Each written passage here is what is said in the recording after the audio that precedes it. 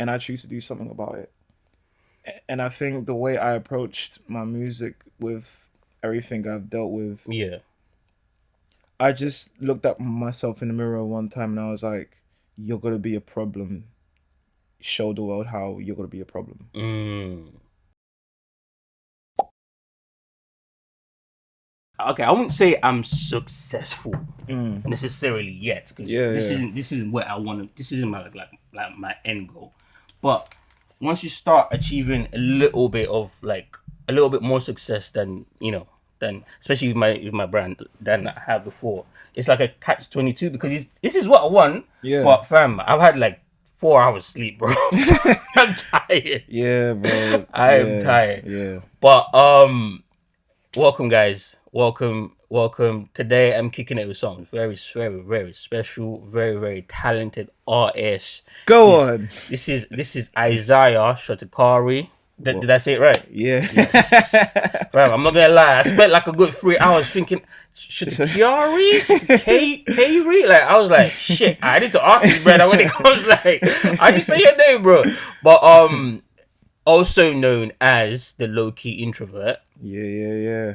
I'm kicking it with Isaiah Shotakari today. Welcome to the studio, my guy. What are you Thank saying? you. I'm good. I'm blessed, man. I'm honored to be here. I'm grateful to be here. Thank you, Honestly, bro. like opportunities like this don't come, so I appreciate you having me, man. Thank you. Hey man, anytime, bro, anytime. And like obviously, what I'm trying to build here is kind of like a genuine platform Yeah, for not just underground artists.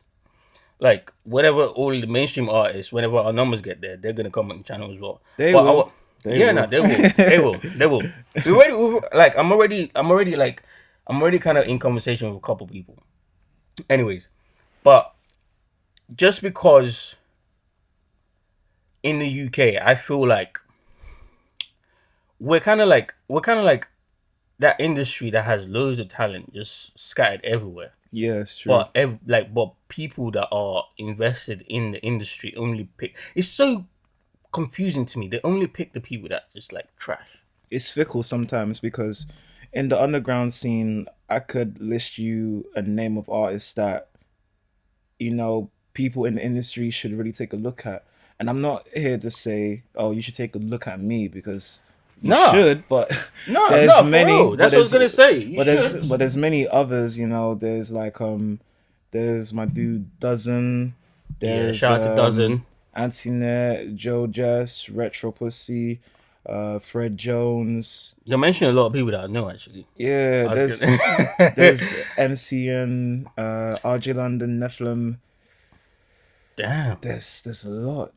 And I think the reason why I say these people because and I'm not saying it because like I know them and I fuck with those people, but it's Yeah, like the music that these creatives put out it's hard. is so good to the fact that raw people should pay attention, you One know. hundred percent. 100%. And I feel like slowly people are paying attention, and I kind of like that game where people they slowly turn to you when you don't realize it, Yeah. because I feel like I would rather take the long way to reach One success hundred. instead of the quick way. Yeah, because at that point, yeah, because the quick way, a lot of people don't realize it. The quick way is detrimental to your career a little bit, unless if you're just like undeniably talented. Does that make sense? Like if like you can just switch up your whole style and shit and just rebrand yourself, because the thing is, what most label want to do is they want to give you that quick success so that they Yeah, can give you the quick downfall. yeah, Do you know what I'm saying? Like, which is just we're not even going to get into all of that. But you mentioned Antoinette. Shout out to Antoinette. I've met them before yeah. when my platform like literally was at the inception stage when I first started. Dope, dope. And Wave Noir, I think that's his name. Yeah, Wave Noir. Wave Yeah. Noir, yeah. Mm. And the rest of the guys, like, I feel like no shade, but I feel like sometimes it's all there's like a fault on both sides. In the sense that yeah, definitely people that are in the labels and shit should be paying attention to the underground 1000%. Yeah, And a lot of these people are in the mainstream just don't have any talent. They just see this music shit as a hustle. yeah, right? But also as well, sometimes some underground artists shoot themselves in the foot by not being as proactive as they need to be. Does that make sense? I get where you're coming from. I guess the reason why some underground artists, and I'm not saying anti-net, they don't shoot themselves in the foot. It's the fact. I had an experience with him a minute, so I could say that. I'm saying that, not him. I'm saying Yeah, that. Me. I'm saying yeah, that. Lord yeah, Poddington is saying that. yeah, But like, I still fuck with you lot, and if you lot reach out, I'm not gonna say no. yeah. That's the kind of person I am. I think sometimes some underground artists they see the journey to get into where they want to be, and sometimes it's long because it's independent. You're doing everything by Yourself. yourself No, and I feel everything. that. And also you got like a part-time job that you still Yeah, gotta pay your rent and shit. Nah, yeah, bro, I'm in the same predicament, bro. I ain't yeah, rich. Yeah, I'm yeah, not rich. Like, yeah, and all the content that I've been creating of late is very time consuming, but I'm not making too much money off of those. You know what I'm saying? Like, and I still yeah, gotta pay rent. yeah, But I mean, let's not get too dwelled on that. All I yeah, just want to say, shout out to all the underground artists out there, all of you that's working hard, and some of you that might not be working hard but are talented. But just remember that hard work goes a lot further. yeah. But let's get into you. Pause. I thought about that, but I still said it. You said it on 4K. Caught in 4K. Yeah, Um. So walk me through like let's go all the way back. yeah. So you're an infant, like your kid. You know, when Mm. was the first time you paid attention to music? Hmm. When was the first time you heard some song or something and you was like, "Oh, that's hard. What is that? What is that genre? What's like what?" You know what I mean? Like, actually, maybe you didn't even get into the genre. You just wanted to dance to it. I think when I was young, I was very open minded to music because, I remember the first CD my dad ever got me was Get Rich or Die Trying. What? And I was Your like, dad's a G for that. yeah, yeah. And during my childhood, my parents still play different types of music. My mom would play Nas and Lauryn Hill if I ruled the world, and then next thing you know, I would hear Westlife and Roland Keating, and like just different range of That's music. crazy. Okay. Yeah, so for me, it's like I've been around music.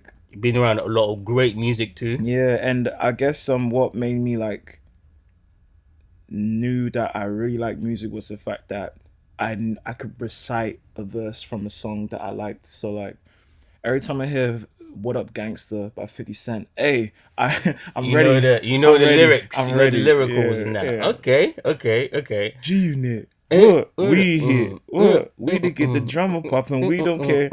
It's Come going on, down. man.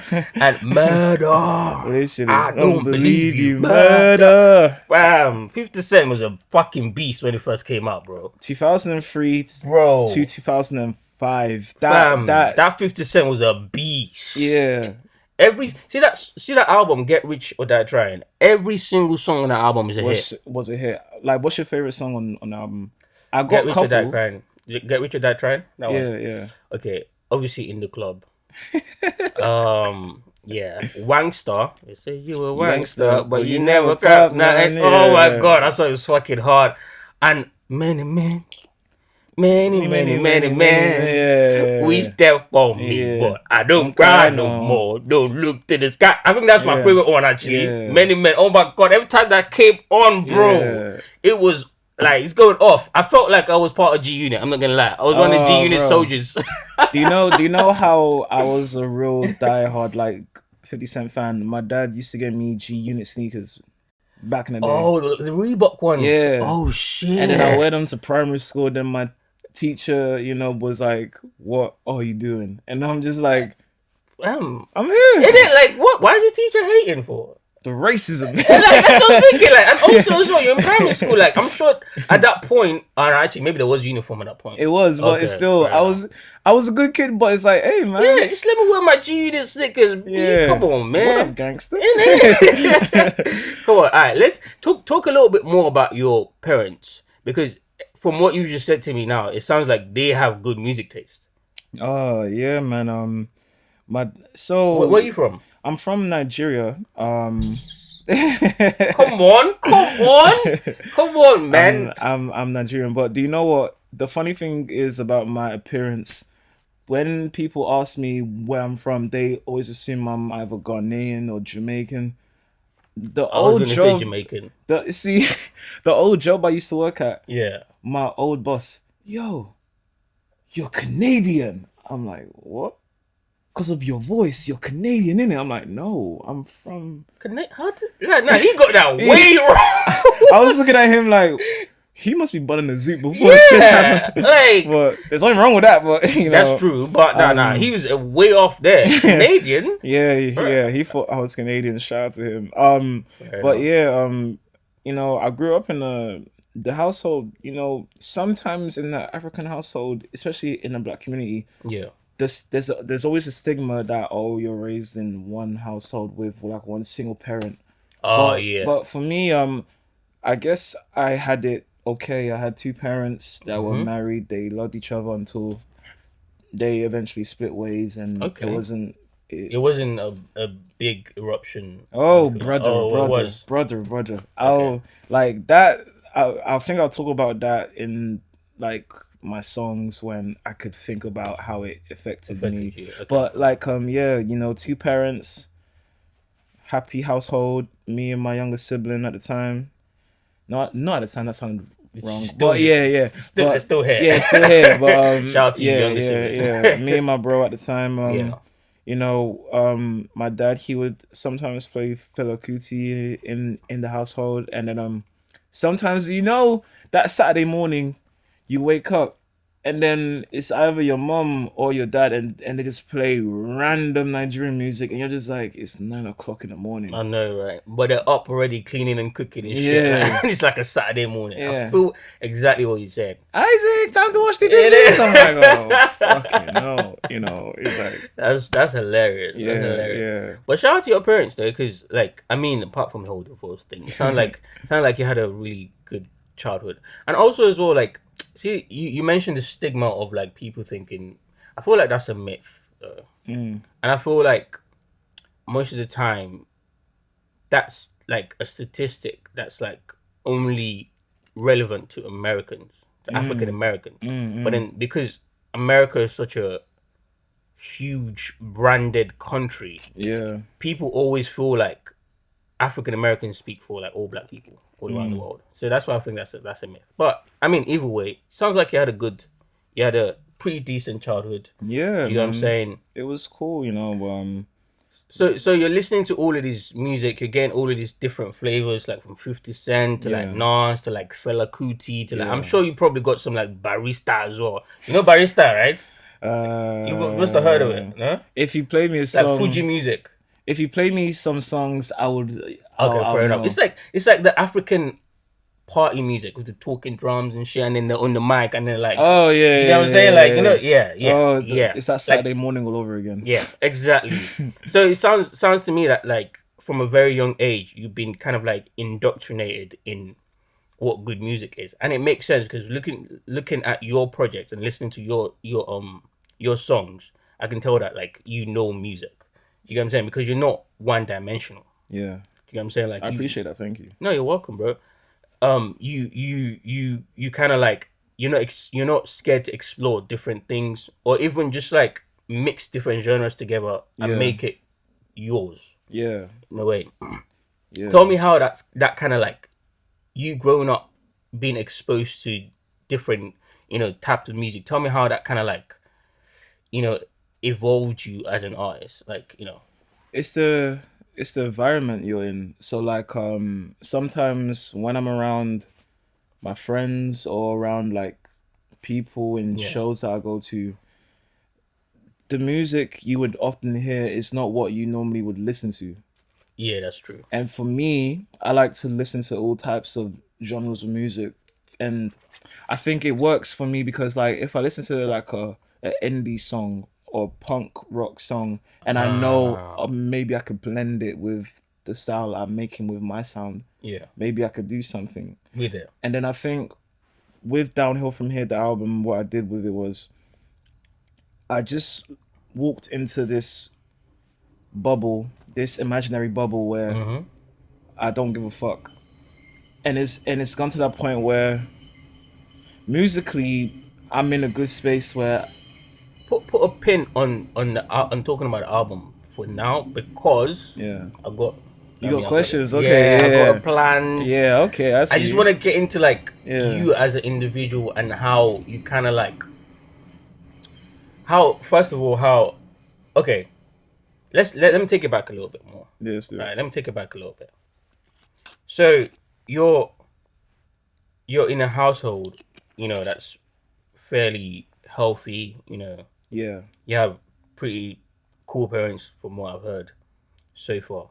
What was your teenage years like in terms of like you relating to music and just the culture that you was around? So like secondary school days, college days.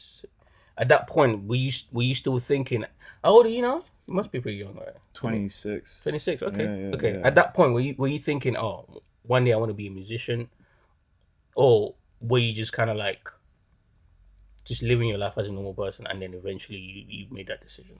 I knew I always wanted to make music. How It's early? just 9, Wow. Okay. but it's just when when is it the right time to properly like step up? And I guess during my teenage years, secondary school in secondary school I was in the school choir because like I would sing a lot, and then from year 7 to year 11 You can soprano, sing as alto. well. Yeah, yeah, That's yeah. fam. This guy is multi-talented, bro. Anyways, carry I on, carry try, I try, I try, man. on. My parents didn't bring me out here for nothing. But during my teenage years, Yeah. especially school, I wouldn't say I was like the smartest or the brightest in school, but I managed to get the grades that I needed to get to go to college and then go to uni. Okay. So during school, I was just, I guess, I was a outsider. But sometimes, when you're young in school and you're dumb, you don't really know what you're doing. You're kind of in the crowd, but you don't really know what to do. So you're Yeah, just 100. following The what's, crowd, yeah. You're yeah. following So what's the coolest, yeah. yeah, so I think towards the end of my time, I was like, what? Who am I? Like, who am I? Okay, perfect. Yeah. At what age did you start to get conscious of you finding out who you are as a person? Because I can tell that like a lot of who you are as a person, a lot of your personality bleeds into your music. That's why I want to get into that a little bit. Thank you. I guess maybe 18 or 19, Okay. because it took me, I think, when I was I think during my time in college, or when I was, yeah, during my time in college, I guess because I was doing performing arts, because like I was acting and stuff. I'm an actor too. Oh, But like just before. keeps flexing on us, bro. It's alright, man. Like, well, you rap, you sing, you act. Come on, man. Produce. I'm joking. So Alright, you flex, know so what, flex, fam? so This flex, the flex is so too much. but I guess when I was 18 or 19, I was really just questioning everything, like what's going on? Why is my parents' marriage not great? Working out. What's going on in here in my head? Okay. What's going on around me? Why is there a lot of bullshit going Uh, on? And like I could sense a lot of bullshit early on throughout my childhood, in a way where okay. it's like you I like So any you're more event. aware of it. Say that So you're again. more aware of all the things around you that isn't quite right. Yeah, so I guess like whenever I go to like a event or like a show or a festival or just outings, Yeah. I low key just read the room Mm-hmm. before I enter, Mm. because sometimes the reason why like I call myself a low key introvert is because sometimes I it's hard to like chat to people, not because I'm a socially awkward person, but it's like sometimes I'm just too much energies, and Ah, like the energy's too you, much, and you're then you're you're you're you like me in the sense that you like to protect the energy that you receive from people, and yeah, I don't blame you because people just want to offload the energy on you without even asking for your permission. yeah, because sometimes like the people you come across, they could be cool and they could be pricks at the same time. So it's That's like true. Let me That's just. true. Okay, that person, I could sense that she does not want to be here. Mm. That dude looks angry. That person looks like there's gonna be a fight. I'm just a little chill at the sidelines, you know. Okay. So it sounds like your teenage years were a little bit more troubled in Mm, the sense that like obviously like finding out yourself, that's like the hardest time when you're trying to find out who you are, and at that point you're also having to deal with like your parents' divorce. You're mm, also having to deal with like like finding a true sense of like purpose and worth and all of this type of shit. Especially as a black man, most people yeah, don't understand how difficult that is for us because we are seen as like strong and supposed to be able to just get on with it, shit like that. yeah. How did you kind of like get over that? Because at some point you have to kind of like solve the problem for yourself I because no think one's gonna come and solve it for you. I think I found that moment when my dad unfortunately passed away a couple Oh, years rest in ago. peace, man. Yeah, it was like and I think for him, he didn't really know how to talk about his feelings because, as men, especially black men, you got feelings. All right, let's go. Yep, Like you've been taught not to talk about your feelings. yep. You've been taught to To keep it just calm and keep moving. yep. And I think towards like his last couple days or the last couple months before he transitioned, it was we was not on great terms because there was just Oh, misunderstanding, miscommunication. And I've noticed this in African households. There's always miscommunication with African parents and their mhm. kids, especially like their mentality is not the I'm not saying it's the wrong mentality, but in the 21st It's a little century, misguided. yeah, it's a little misguided. Thank Yeah, you. I know Perfect. exactly what you mean. So like, And that's not to shit on the African parents out there because yeah, they work very hard. Don't yeah, get it yeah, twisted. We yeah. appreciate you lot a lot, but it's just sometimes you lot aren't as understanding as you Danding, need to yeah, be. yeah. But carry on. So it's like sometimes we would have disagreements on certain things where it's like, but I'm trying to showcase my emotion to you that I don't like this, but Yeah, you're so quick and adamant. eager and adamant Hmm. to just ignore that. Yeah, And then I guess that came from his childhood because his he's done that with his his dad. dad because Yeah, his dad done that to him, so it's yeah. like he's doing the same, and The that's cycle something. just continues. Yeah, so it's a shift that keeps going, and for me it's like once that happened, I was like I vow to never be that person with. With my child, right? With your Yeah, child, right? Yeah. because like That's so crazy. The more I talk to more, do you know what? yeah, I'm gonna start a podcast where it's just black men talking about their mental health because number one, there isn't many out there, mm. and when I talk about that, I'm not talking about like we come together and talk about women because I feel no, it's true because niggas talk about yeah, like this is about mental health Yeah, for men, but then somehow reverted to like how women are affecting that, but just our own mental health just by itself. yeah, Because the more I talk to other niggas, bro, like the more I realize that we all are going through the same shit, bro. yeah, and it's and I realized that sometimes men they're so easy to like try and shift it towards women when it's really not the women that's causing your mental health to be like that. It's actually you from what you've experienced. Yeah. And it's like what Kendrick said, yo, let's give these women a break. Yep, on that song Father Father Time. time. Oh So my it's like god. it's a see, you see what I'm saying? Fam, that song is for me probably the One of the song of the yeah, decade. I'm not gonna lie to you. yeah, yeah. But that's just my preference, obviously. And that's also because I relate to it, particularly with the subject that we're talking about right now. Yeah. Fam, before I listened to that song, I never even considered the fact that I could be a person that had daddy issues. Yeah. Neither did I, but then I realized I think the older you get and you remember certain things from your childhood, Childhood, the it more you, really kind of like raw. and also we Yeah, don't realize this shit, but a lot of that dictates who we are yeah, today. And some of the things about yourself, some of your traits about yourself that you might feel like, oh, I need to change this, I need to change that, comes and stems from that. yeah, And sometimes it's hard to change it if you don't want to like unearth, Mm. the origin of the issue. Yeah, yeah, yeah, yeah. So how do you were you able to mend the relationship between you and your dad? Unfortunately, in a way, yes, but at the same time, not really. Be- Explain. because when we was like having our disagreements, he died. Oh, So it was like so you didn't get the chance to like proper, properly yeah, talk it out. reconcile. So I guess for me at the time, it was just like, oh fuck, why didn't we just sort this out For beforehand?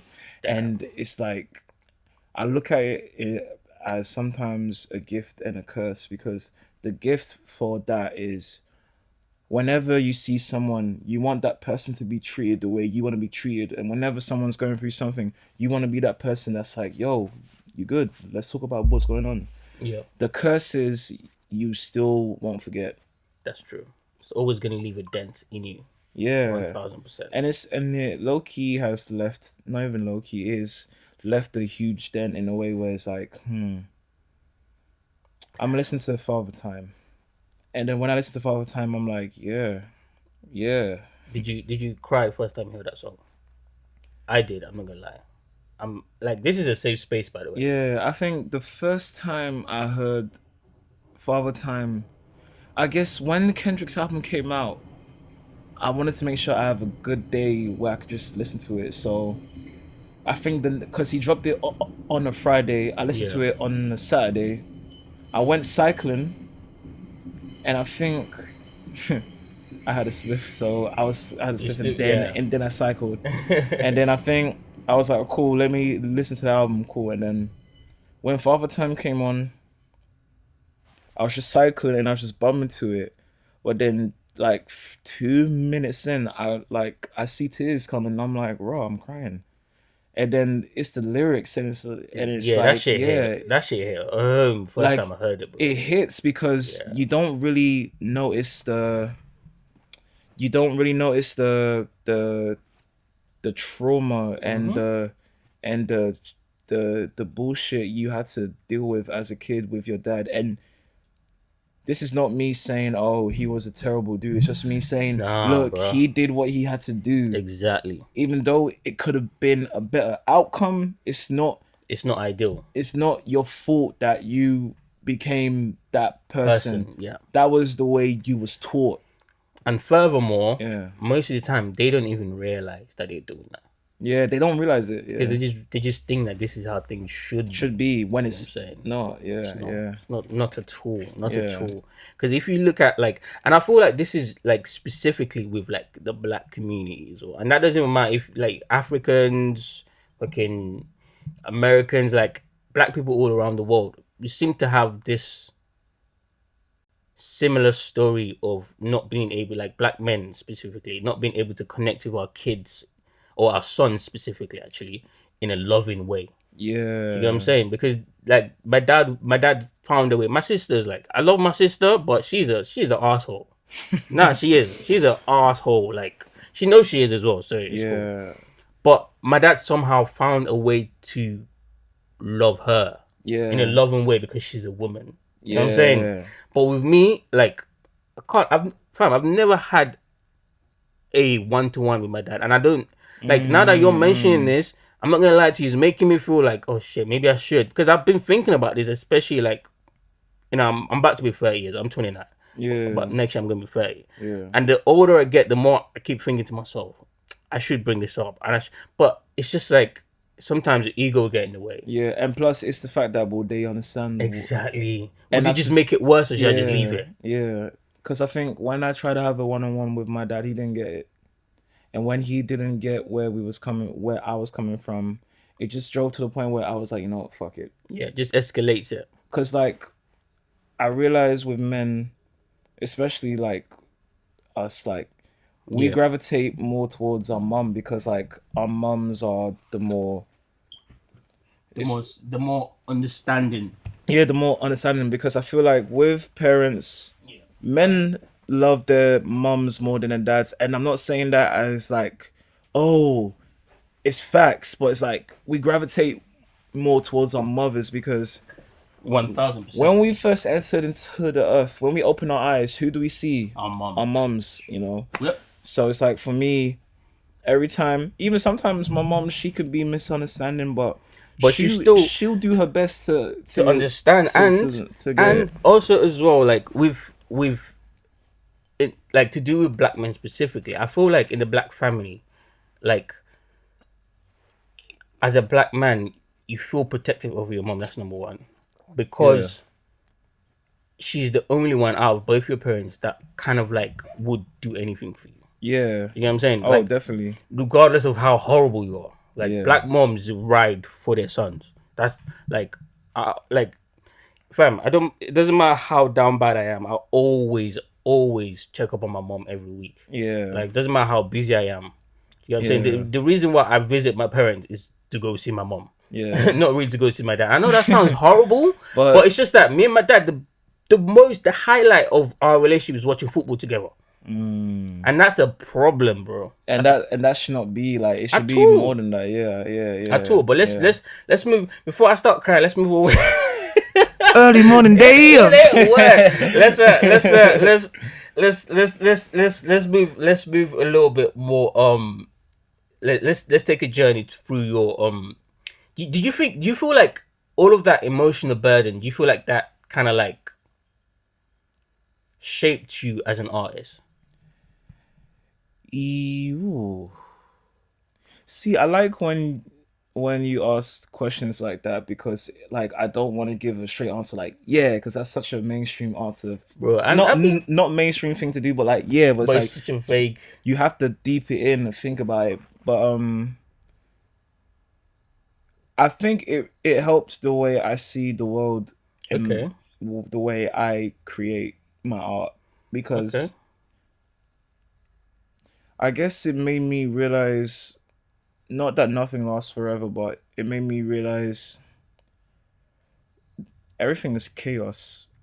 It's that's your true. is it could be the only chaotic thing you can do is not doing anything about it. And I choose to do something about it. And I think the way I approached my music with everything I've dealt with, Yeah. I just looked at myself in the mirror one time and I was like, you're gonna be a problem. Show the world how you're gonna be a problem. Mm, okay. Okay. So would you say that that's kind of like prepared you to be a little bit more bulletproof and a bit more confident in yourself? Because like for me, like I'm because obviously whenever I speak to people, I try to relate to them as it pertains to myself as well, so that Yeah. so that I can kind of like get a vibe of who they are. Unless if it's like I've never interviewed a white girl before, but I feel like if I do, it's gonna be like an interview that I'm gonna have to like extra prep for because I don't know nothing about your life. You don't know nothing about my life. But Yeah. all the niggas that I've been interviewing so far, I feel like there are parallels. So I Yeah. can relate. I guess like I feel bulletproof when I perform and when I make music. As a person, I don't know. Oh, really? I guess yeah, because as someone who's very relaxed, socially awkward sometimes, but just tries to be but Himself? himself. Yeah. I don't know because sometimes I just give me my space, just let me be. Okay. But I feel that. if you approach me and we talk and we chop it up, yeah, whatever you need, I'm here. But at the same time, just let me be. Yeah.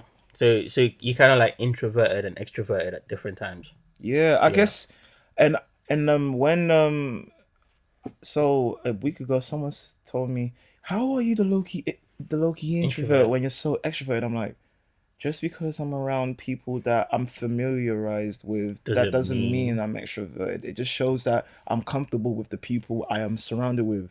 But if I'm in an environment where I don't know none of these niggas, yeah, you're gonna feel a certain type of way. hey, I'm that nigga in the corner that's just waiting to go home. Word. Now I feel you and I completely understand that because and to be honest with you, I feel like that's not to go back to the trauma, but I feel like that's a part of trauma as well, It is, yeah. because I feel like niggas like us are just like extroverted naturally, but then the world's made us introvert because I'm sure like at some point in your life you've like opened yourself up to people and people have just taken advantage of that. Oh And that's yeah, why, well, for me, that's why I'd be like what you just said. If I'm in a place where I don't know nobody, yeah, whether it's a motive or if it's just like a networking event or whatever, my instinct would just want to just go in the corner and just like chill. exactly just do my thing. You know what I'm Yeah, saying? Like, just and if chill. people come up to me, I want to have a conversation, cool. But I don't like going up to people because I feel like my energy is so important to me. It's so important to me. If I don't feel the right, if I'm not in the right state of mind, there's certain things that I can't do. Like Mm. I just can't do it. Like because I'm not in the right state of Set mind mine. to do Yeah, it. yeah, Do you get what I'm saying? And I guess what I'm trying to get at is that like, do you feel like music can be kind of therapeutic for that? Like, is that like a way to release for you? yeah. Because when you don't want to talk about what you're dealing with, you want to do your best to put it into a song, but it's hard at the same time because you're and I think people don't get this about musicians. We are vulnerable people. Mm. We can talk about the most fucked up thing we have ever experienced. Yeah. We put it into a song. You guys will hear it in like 1 minute or 2 minutes. Oh, it's shit. When that's trauma we've dealt with. So like when No, you, I you look definitely get like in terms of like artists, like people that create art, you look definitely get the shortest end of the stick, fam. yeah That's why I'd never do music, bro. I can't. Nah, bro, fam. no I hear that Like, and like if I do music, I wouldn't do it for the purpose of selling it. Does that make yeah sense? Because I can't, fam. I will snuff a nigga if if I release my song and you telling me shit and I put like all my blood, sweat, and tears and my tears yeah emotions into that. Are you crazy? yeah. That's one reason I could never be a rapper. Well, I can't be a singer because I can't sing. But like, Hey, there's all too. that's true. That's true. no, That's true. but it's like that's why I think me and Joe Jazz we talked about this a couple days ago when we was filming a video for I think I'm giving spoilers, but That's cool. That's cool. This is the yeah platform where people get exclusive um information. um Antoinette they're currently working on I think a visual to their song Overtime Yeah. on their tape Always Online. Stream that shit. Yeah, stream that. You told them that you're coming on here, by the way. Yeah, not yet. Okay, cool. They'll find out. They'll find out, They'll yeah. find out. But yeah, like I think when me and Joe was talking, he was just talking about, he wants to make music that people could like resonate to where it's not about the clout. It's about How good the music how is. good the music is 1000%. and how like it impacts people. I love to hear that because in the UK it's like the complete opposite. Like I'm talking about just mainstream. You know, Yeah. it's the complete opposite. It's always about how much Instagram followers you have. Yeah. Oh yeah, you have what, 1 million, yeah. Oh, your music Yeah. must be good. No, Yeah. no. Like RDs and artists. Yeah. Like just deep that. Deep Yeah. how and also as well, okay, let me not shoot at people during your interview because I don't want them to feel like you feel that way. But yeah, no, bro, The I mean, DMs would be crazy though. Yo, so in your interview, yeah, when man was you let him talk about me like that. Like people like Digga D, for example, in my opinion. These people shouldn't have a record deal. Like, I get it. I get it. The labels only care about making money, so they care about like, okay, cool, that guy can go viral. Cool. Let's like, for example, have you heard of a kid called Steps on no, TikTok? no. There's this kid that makes like. I don't use TikTok. I'm on like I have a TikTok account, but But you don't use it. Yeah, Fair enough. like I can see why. Like Yeah. I was like that as well a couple months back, but then now I've realized it's that not like worth it. there's no way around it anymore, man. It's just If you another wanna, Vine. It's another Vine. it is another Vine, but it's a lot more powerful than Vine in the sense that it's government controlled. A lot of people don't know that. Yep, it's government, and that's why they're pushing it to everyone to use it because. Yeah, And also as well, if you realize on TikTok, the videos that go the most viral are the ones where you put your face in it. Like Mm-mm. if you like say for example just put some message in it, like, it's not they're not gonna share it. They want. Yeah. Anyways, but that's conspiracy theory. I'm not gonna get into right now. Oh, sounds like But a Rico case it coming. ain't like There's a helicopters. I'm out. hey man, it ain't, hey like MI6, please. I was just joking. I was just joking, man. I have no idea, no information, nothing. But I guess okay, where am I going with this now? All right, okay. Okay, okay. You went through your teenage years, and you kind of like noticed certain things about yourself, and finding yourself, and you finally found yourself. What uni did you go to? I went to the University of Chester, Of Chester, and what did you study? drama and theatre studies. Okay, how was that? Terrible. I was the only black nigga there. Wait. Oh yeah, this is on camera. I can confidently say the University of Chester, yeah, great university. There's nothing wrong with it. Nothing wrong with it. But the fact that I was the only Negro in that class, yeah, Was a little bit. Martin Luther King didn't die for that. That's true. But I think 2 months into my first year, Yeah, we had another black dude yeah. that came into my class, and I was like, Thank God. I'm not the only one. My brother. So what's your name? I'm not gonna say his name because he doesn't want it out there. But like, Yeah. he was good. 2 months later, he left. got suspended because he got caught selling weed, and then Really? and then Bro, you got literally, suspended for selling weed, or at a university, brother, bro. brother. I was moving. You know what? Let's not. Brother. Let me not incriminate Rico, myself. Rico, Let me not Rico. incriminate myself. YSL. Fam, I'm we not part of was- YSL. We was moving OZs in uni. What the fuck is Yeah. this thing you're talking about? Yeah. Allegedly, of course. Allegedly. Allegedly. All of this allegedly. But what was so funny about that, when he got suspended, eventually he got expelled. Damn. Some people in my classroom, Yeah. some of the girls came up to me like, "Oh, I can't believe he's gone. When you and him were together, Did you? I I know where you're going. and I'm just like, the racism. Like, even though you had. No, But I'm it's just- not gonna lie to you. Yeah. I never burned weed until my second year Uni? of uni. Yeah, Really? like Okay. properly. Like I was like, when you grow up in a Christian household, It's like taboo. yeah, It's not even just Christian. I'm Muslim household as well. Just a Nigerian household. yeah, in just general. like imagine. So I'm looking at this as a spliff or just a drink. Mhm. Don't touch. Okay, Mhm. that's how it Literally. was for me. So I never done it. So I think it was my birthday, my 21st or 22nd, maybe. And then my boys, he was like, "Yo, bro, it's that time," and I'm like, "What?" He's like, and I was Bro, like, this "Bruh." slave was like, boom. Boom, and then I was like, "Raw, okay," and then it's been downhill ever since. I'm joking. No. I feel like weed has a bad stigma It does. to it, It does. and that stigma needs to be unearthed. Like, it needs to be just completely gotten rid of, because that was just a propaganda. It That was- depends on like how often You use do it, yeah, that's and true. and But how then, you do but then it. that's just down to the individual. Because Yeah. fam, sugar also depends. Like, if you eat bare sugar, that's bad. Like, in fact, I would demonize sugar before I demonize weed. In my opinion, if I was like the government, because sugar kills motherfuckers more than weed does. Yeah. The fuck are we talking about here? If Like, the police comes knocking at our door, just know we did not. Yeah, it's true. It's true. Yeah. hey man, like, it's cool. Yeah. Like Yeah. MI6 is, they're not, hopefully not coming after me. Like, I love you guys, love the Queen and all of that. But Fuck the Queen.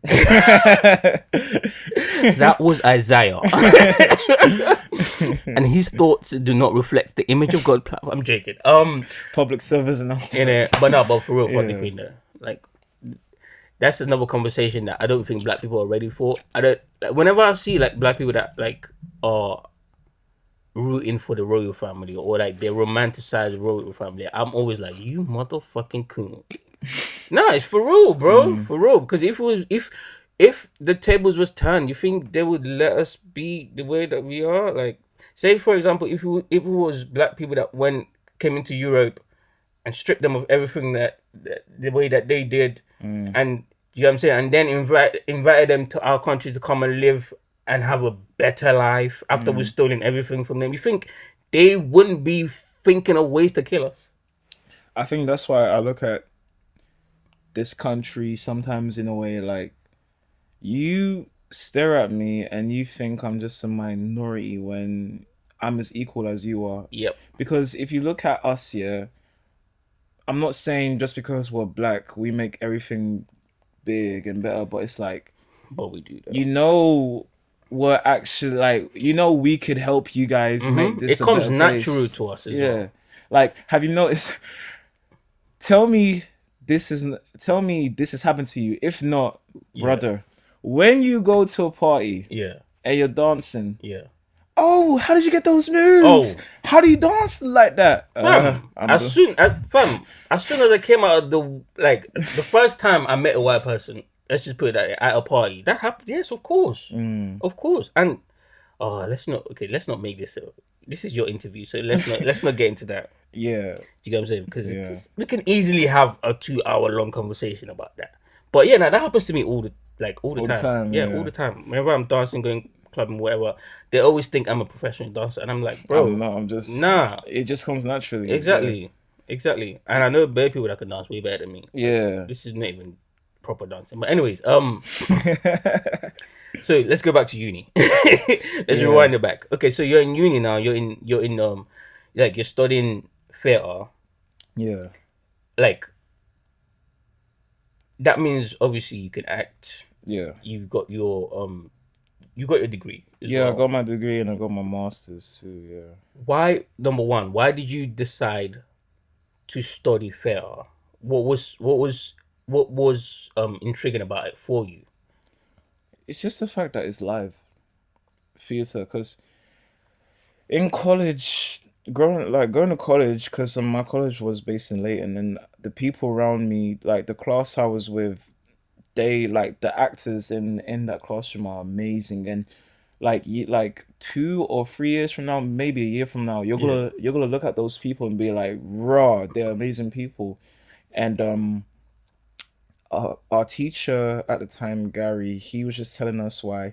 Shout out to Gary.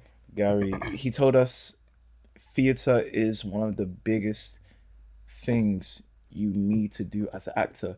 Mm, Because think about it, you can do movies and TV shows, but the arts, where it's at, the home of it all it's is the theater. it's the theater. One Because think about thousand it, percent. and it's like performing live.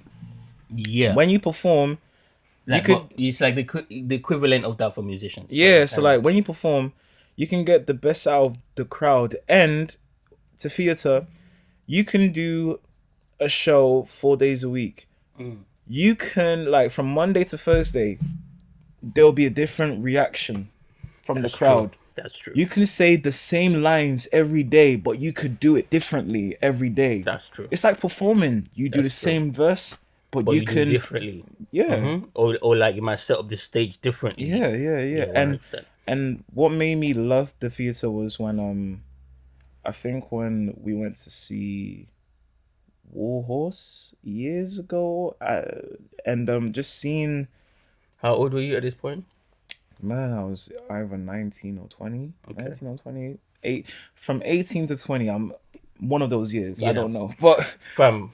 I get you. I feel yeah, you. Sometimes but all them years just merge up. Like, but yeah, yeah, I yeah. feel you. So we saw Warhorse and the production, the setting, and I think what I love about performing is the fact that when you do a show, for me, I always look at performances as an innovating way because I always Okay. want to make sure if I do a show, I want to make sure the lighting is good, Mm-hmm. the setting, the background, the visual background. So like when you look at the theater, you see the production team, the Yeah. sound team, the engineer for the lightning. Like it's not the actor that's making the show; it's It's the whole everyone thing. crew, Yeah.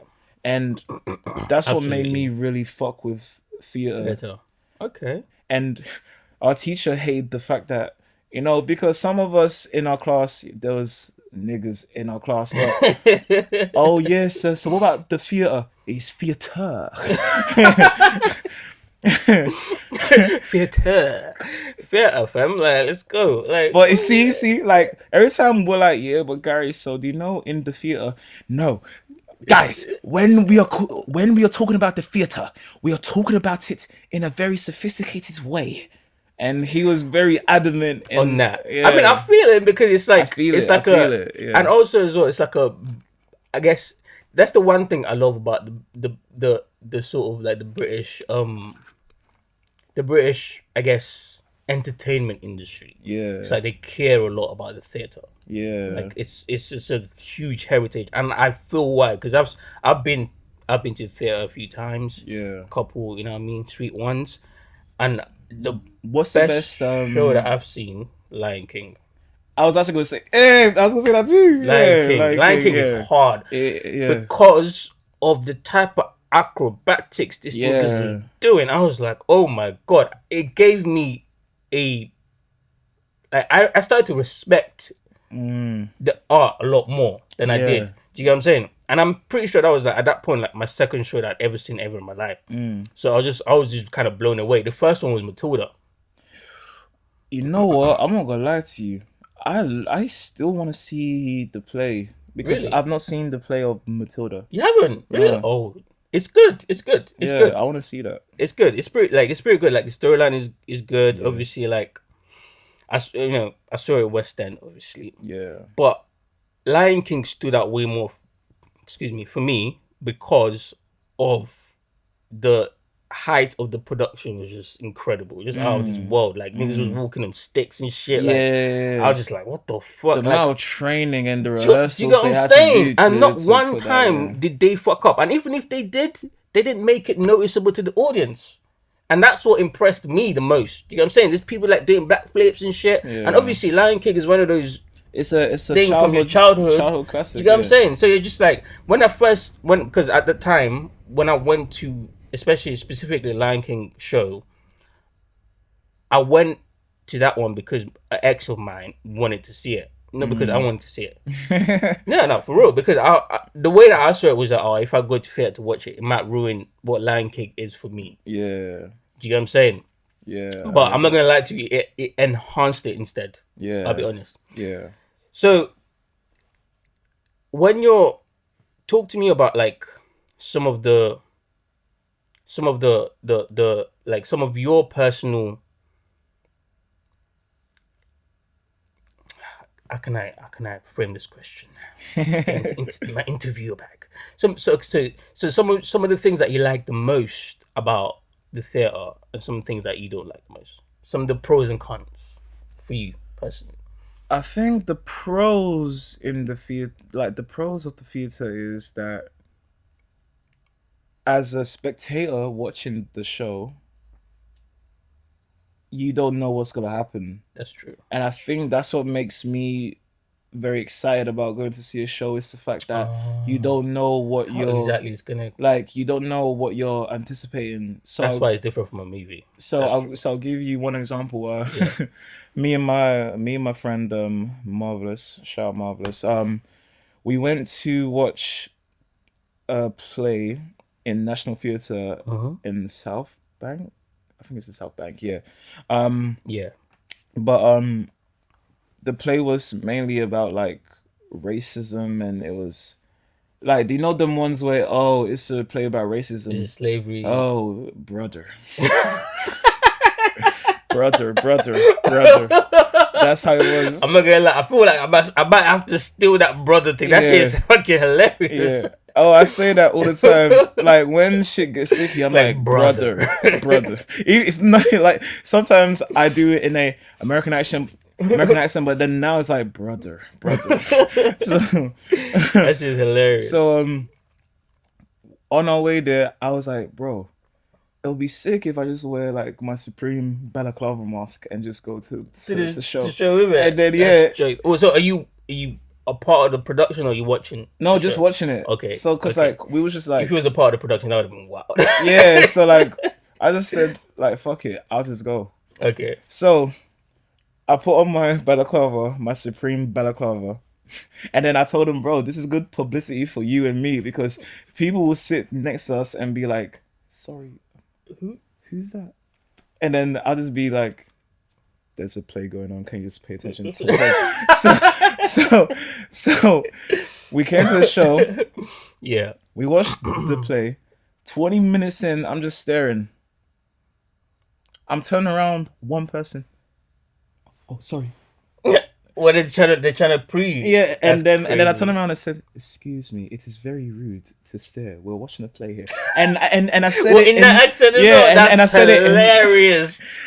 and you know what? Shout out school because I realized in school, yeah, Yeah. they kind of taught us how to code switch. Yeah, 100%. So like, hey yo, you man, and then phone call. Hello, Hello. yes, I'm doing great. Mm-hmm. Okay, but furthermore, to add that conversation in, like, you have to find a way to balance it Words. out. The cons of theater, Yeah.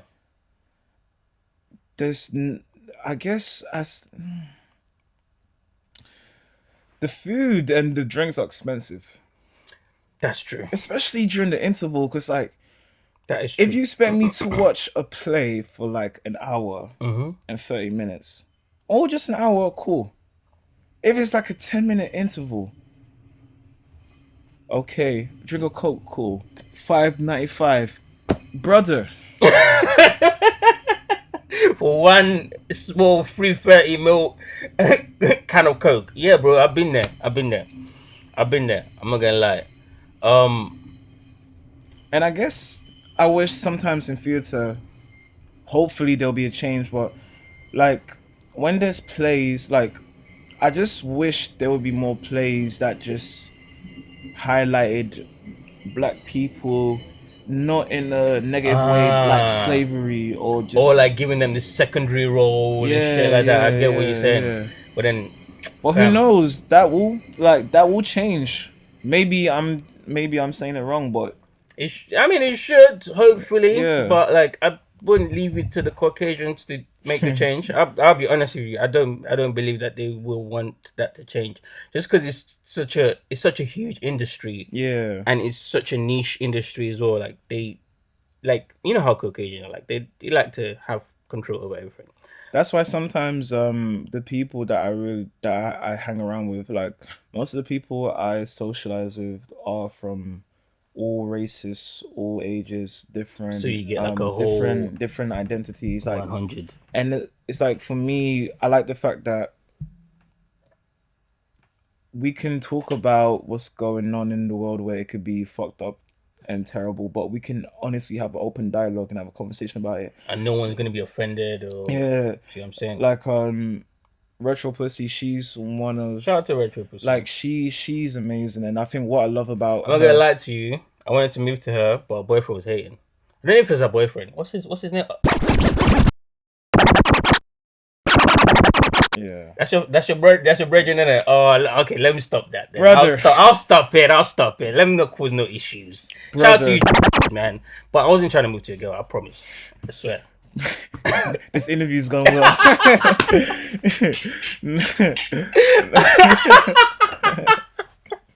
Anyway, But so fair talk. no, no, but like what I love about Oh shit, what I that's like funny. about what with Retro is the fact Yeah. that any conversation when it comes to just like things going wrong in the world, she's always Open open to it. to like hear and listen and like She strikes me as a very free. No, okay, maybe free spirited is the wrong word. A very open and accepting type of person. like she's very open and free spirited, and I feel like once you're around those, like for myself, I consider myself to be a very free spirited, open minded Christian, Yeah, and I think that's rare in today's it is society very rare. because like Yeah, in a Christian household, they don't really, oh, you're friends with someone who's in the LGBTQ community. We don't really fuck with that. For me, it's like, what's wrong with that? yeah. Just because of someone's sexual preferences, Doesn't. it's not an issue for me. Uh huh. That person Absolutely. is still a friend to me, whether you don't fuck with their sexual orientation or not. It doesn't have anything to do with that, you know. Which is very confusing for me because, like, this is why I don't believe in religion to Mm. this day. I believe in God. Don't get me Yeah. wrong. I don't think that Big Bang was a thing. I think it's the people in the religion who That's kind the of issue. fucked it That's up. true. But then Yeah. that's the thing. Like I'll rather just like do my own rituals and connect with God in my own way than like you know what I'm saying. It's not that I look at it as a waste of time, but I look at it as this: like if that's what's happening now, imagine all of the stories that's been molded up over time that you now believe because you believe in the religion. And I'm not attacking to anyone that believes in religion. Like to Yeah. each his own. I really don't give a fuck. Like Hey, I go church, man. I really don't like. I don't care too much like that. Yeah. But I mean, either way, shout out to these guys. But let me draw you back a little bit though, Yeah. and then I'm gonna restart the camera. Um, talk about the pros and cons of theater again, but from a perspective of you being a performer, because you learnt this, right? Have you ever performed in like a theater production on West End and stuff like that? I did a showcase in I forgot where the showcase was, but it was in West End. Okay. Oh, in Soho. Yeah, I In did. I Soho. did a theater Wow. showcase in Soho. It was a cool experience.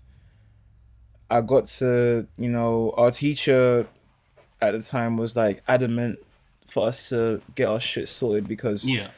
when you're performing, like when you perform and you're part of a play or just a Mm-hmm. showcase, you have to represent. And the fact that you're in Soho, where It's like the it's the the mecca hub. Yeah. for theater, you have Mm-hmm. to showcase it all. And I think the pros and cons for me for theater as a performer, the pros is the production. Okay. So you really like the whole process of Yeah, the cool, process of the production, because cool. sometimes for me, I look at production as a like as a performer. To For me, the production is like, oh, when I perform, I want to make sure I have a blackout like that for that song. Or I want to Mm, make sure maybe if I can like do a little spotlight from on that that, and person. Yeah. you know, the cons, I guess, time. Explain. Elaborate. Sometimes when you're watching a theater show, Yeah. it could go on for a while. And I guess Ah. sometimes when I mean it can go on for a while, the plot's there. Mm-hmm. Maybe the whole story, it could be a bit quicker. Mainly because Ah, I see what you sometimes the mean. way the So they direction beat around the goes, bush a little yeah, bit. Okay, I maybe it's see that. the direction of Mm-hmm. how it's The shit is scripted, yeah. how it goes. No, no, I feel you on that though. I Yeah, feel you I on that. think that's my only con of theater as a performer. Okay. But Okay. I don't really think I have many cons.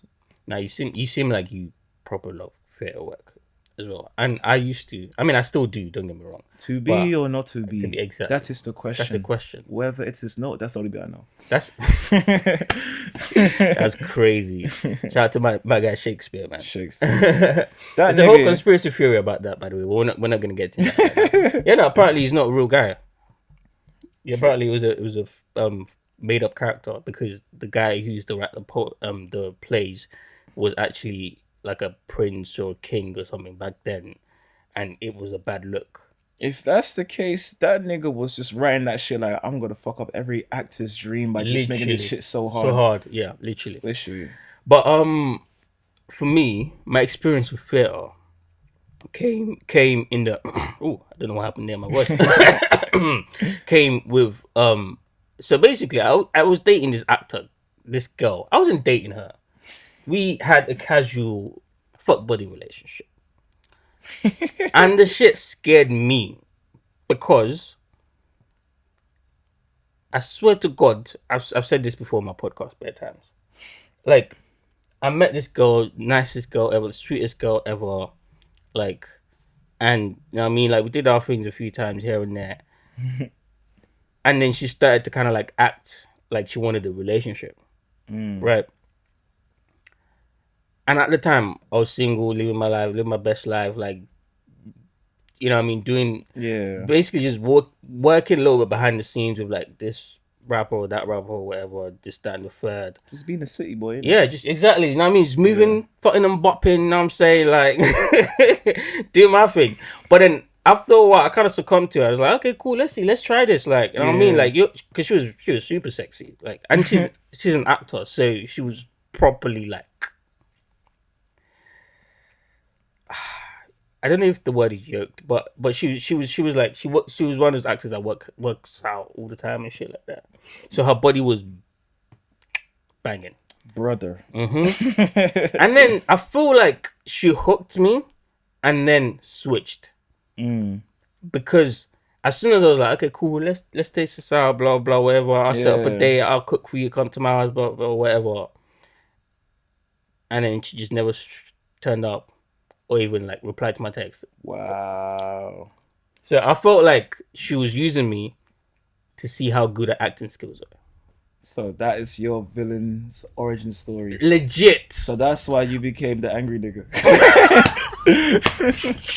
That's why I hate him. I hate. No. I still love women. I don't.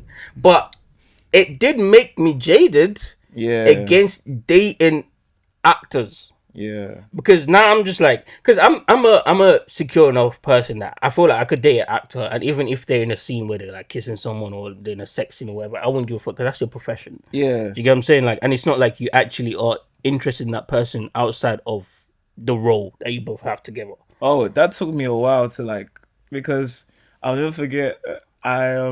We did like an audition in college where we had to do like a play, and then there was this girl I was rehearsing the scene with, and we had to kiss. Yeah. Her Ooh. dude at the time was Jamaican, and Ooh. he's just looking at me like, "Nah, don't kiss her." And I'm like, "Okay, I won't." And then Well- and then she's like, "Don't worry, it's fine, just kiss me." And I'm like, "Brother." So I'm just like, That's peak. and I'm just like, okay, Oh my all right, god. cool. Did you kiss her? I did what I had to do. I'm an actor. Exactly. Let's just And say, what did her man say after that? hey, we had a long chat where we had to be separated. It was just like, See that niggas are bitter, man. And I'm like, bro, Yeah. I have no interest. It in was your just a girl. scene. Yeah. But if shit didn't work out at that time, hey, I'm joking. I'm not. But do you know what? Do you know why niggas? Do you know why he's like? I feel why he feels the way he feels. It's because number one, he's insecure, Yeah, and that's okay. And number two, also as well, he knows that like as men, if you had a chance to fuck his girl, you would take it, even if you don't feel like Yeah, too emotionally invested in her. yeah, You get what I'm saying? But I feel like as a man, if you wanna, you have to be wary of who you're dating. If you want to date an actor, that's just one thing that you just gotta be okay with. Like, Yeah. you know, she's a fucking actor. Like, what the fuck? yeah. But let's switch back to music now, though. So when was the first time you realized that I need to like try to recreate some of these sounds? I need to like be a musician. Because you went to arts, you went to theater school, you studied theater, you did your thing. When did this switch happen? I think first year of uni, really, because I started writing a lot, and then I think it was my third and final year, which was, I think, yeah, my third and final year before I did my masters. Okay. After like my dad died and I was still doing my studies and shit, I was just on my laptop and I was just on GarageBand, and then at that time I didn't have a microphone, so this is how like Negro broke I was. The microphone. I love that term, Negro broke. Negro broke. So like I would use like, do you know those Dr. Dre headphones? Yeah. And then you would have like a little wire thing. You know, like the Yeah, cable. So like what you have on your headphones. Yeah. That little thing in the middle. Yeah. That was my microphone. No. And that's what I did. That's how you record. That's how you recorded. And then That's I crazy. first started, and then I was like, oh, it's actually not that bad. And then like compressed it, changed the stereo sound of my voice and stuff. Yeah. And I was like, oh, I can rap. Then my friend m- one of That my is very dudes. Negro broke, by the way. Just Yeah, yeah. One saying. of my boys, man, Jermaine, shout out to Jermaine. He called me and he was like, "Yo, me and Quinn were pulling up to your yard. I think today's a good day. Like we're gonna go to the zoo and just chill." And I was like, Raw. "Raw, And then cool." Then I was like, "Yo, your friends um, are kind of lit still. yeah." So I was like, "Boys, I kind of made something." Oh yeah, like what? Music. Really? And then I played it, and Yeah. my friend is just driving his car, and he's just blasting it out loud, like, "Yo, Yeah. yo, this is you!" And then Yeah. I'm at the backseat, like, "Are you guys taking the piss?" "No, this is sick, bro!" And I'm like, Well, to be "Bro, fair, I can see how, yeah, like, because sometimes our friends, like, they they laugh at our pain, yeah, but that's why they're our friends, because they know us inside yeah." out. Shout out Quinn. It was Quinn and Jermaine. But did Like you? But you Quinn just was didn't believe driving. them. You just didn't I believe that didn't it believe it was. because I was just like, "No, I'm being set up here. Where's you been framed? Where them niggas at?" Where the camera at? Yeah, yeah. Where them niggas at? Dun, dun, dun, dun, dun, dun, dun. I'm looking for them niggas. You're like, okay, you know, That's hilarious. Okay, so that was your first reaction. I mean, that was your yeah, first I guess critique to your music. yeah. And then the second time, my friend Brandon he just recently got married. Shout out to him. He he used to do this thing in Chester. There's a nightclub called Rosie's in Chester where he Okay. every Wednesday night he would run a night called Motive. Okay. And for us, the mandem, I've like low key, and I'm just saying this on camera. It was a good thing for us because we just go there for free. Oh, because you knew, Yeah, brother. yeah, That's yeah. crazy. Because like sometimes we'll go there, yo, it's popping, and then some weeks after, yo, there's not many people Yeah, there. let's go. Let's So eat. one time he was telling me, yo, bro, so you're gonna perform, and I was like, okay, Well, at at the club. his. So Okay.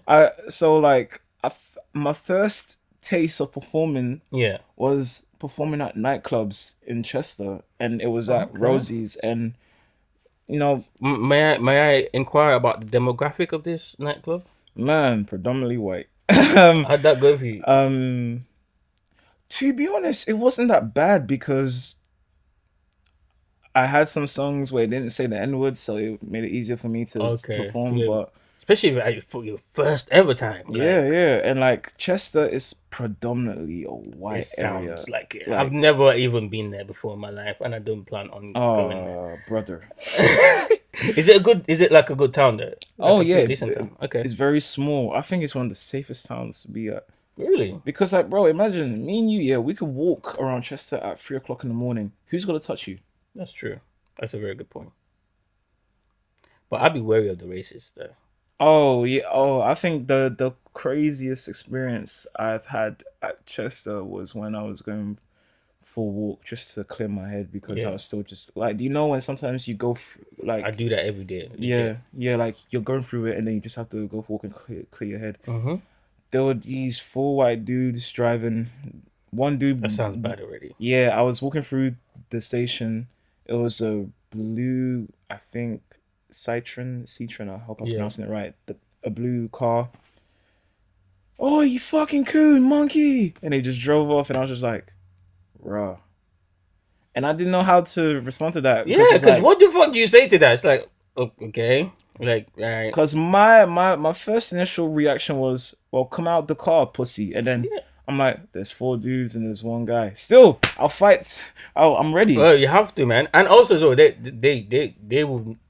Do you know what? Like, racists are so scared of black people. It's not even, like the fact that they. We're not going to spend too much time on this, but the fact that they act the way they do shows me how intimidated and how scared of me you are of me. Yeah, Because like why am I screaming that out? Like, I'm not going around looking for white people to scream out "honky cracker," like, yeah. because like I really don't give a fuck. Like, I've got so much shit to worry Worry about my about, yeah. I'm life. not worried about That, you. do you get what I'm Yeah, saying? yeah, Like, so when I think about it that way, I never really actually get offended by racists that do shit like that. The ones that want to hurt you physically yeah. are the ones that I'm just like I'm wary of. Like, because I used to live in I used to go to Lancaster University, like Mm, way up north, like mm. close to Scotland up north. Yeah, them. I heard Them about the places racism is, there. It's whew, really fam. rough. Every day on the way to uni, I walk past this statue that had the name of all the slave masters, Mm. honoring them. And I bet you just walking past and you're just like, fam. I didn't, but the thing is, that's the thing. I didn't even realize it until like maybe my third year of uni. And one day, me and my friends were just high walking around the town. Well, at this point, we already know what the town is like because you Yeah. be at the supermarket and niggas will be trying to like not serve you at the till. Nigga, it's your fucking job. Yeah, Hmm. hate black people all you want, Serve me. like legit, or lose your job, nigga. Like, fam, choose one. Yeah. But me and my friends were just around town, high, whatever. Like, at uni, you just Yeah. walking around, and then we realized that, oh shit, that's like name of slave masters, and it says in honorary memory of this guy. Like, I'm just like, Yeah, what the raw. Yeah. fuck? And then you look at it in that perspective where it's like, raw, who are we then?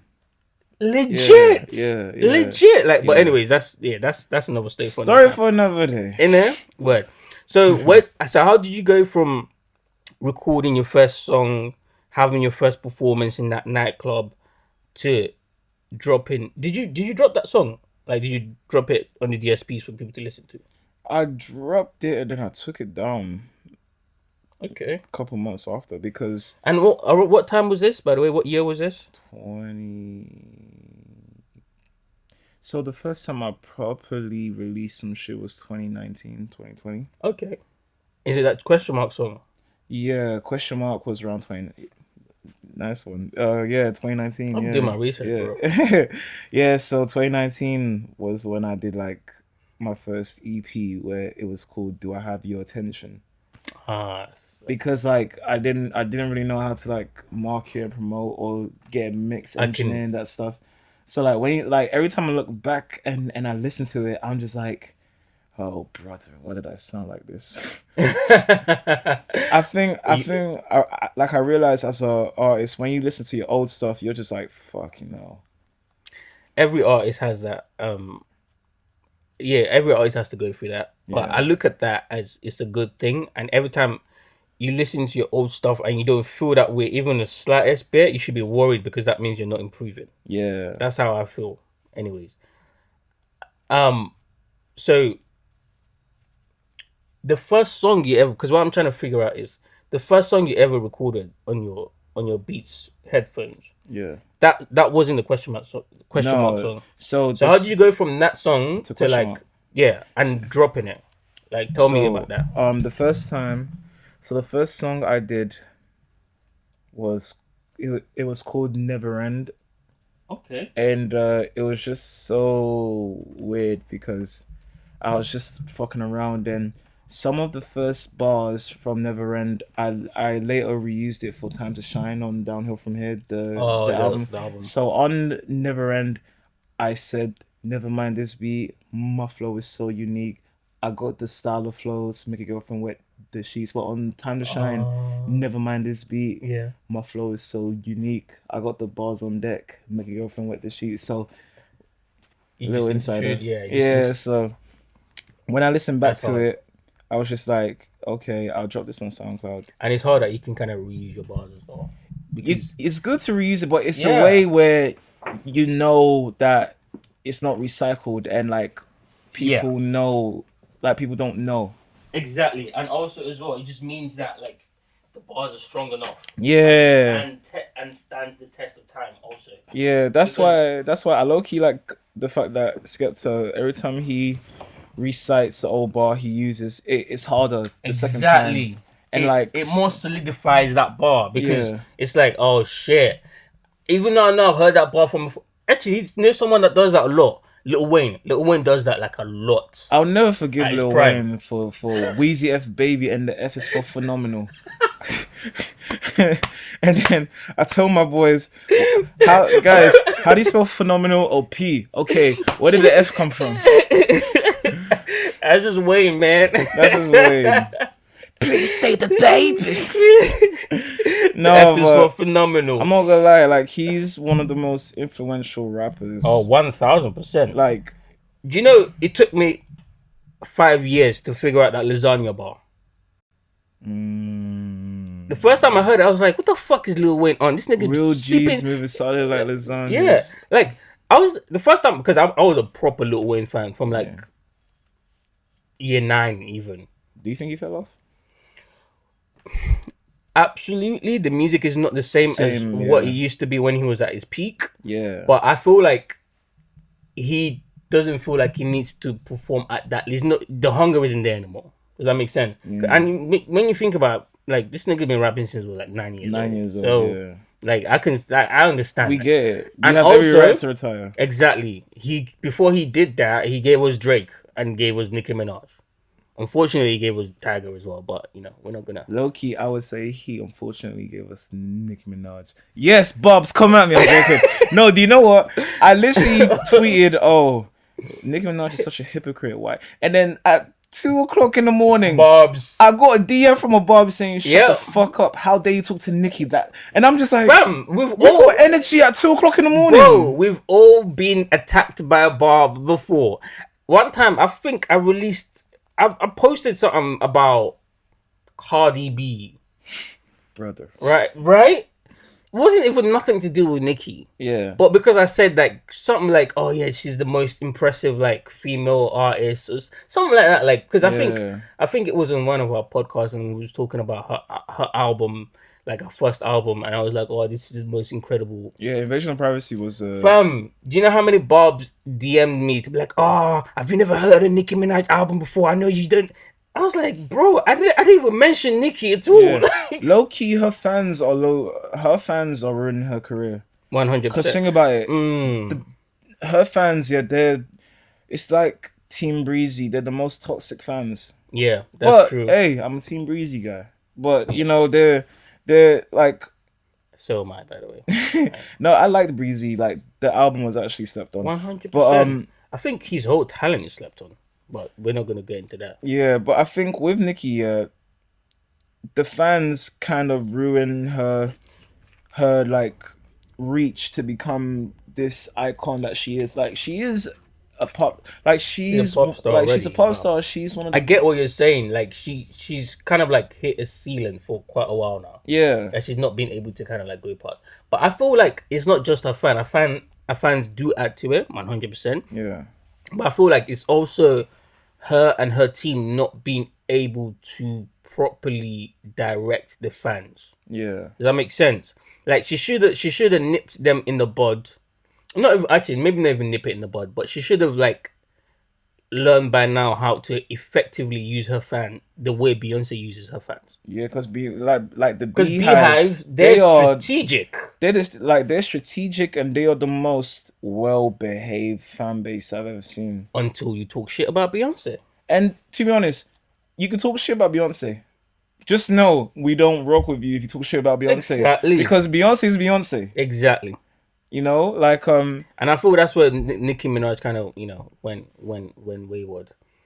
But like okay, let's go back. Let's go back. Let's go back. yeah, Because obviously I like doing interviews like this because I yeah. like it to sound more like a natural conversation. I don't want to have like a Bullet bulletin of point. stuff like, Yeah. oh, so tell us about. Yeah. But do tell us about. I'm joking.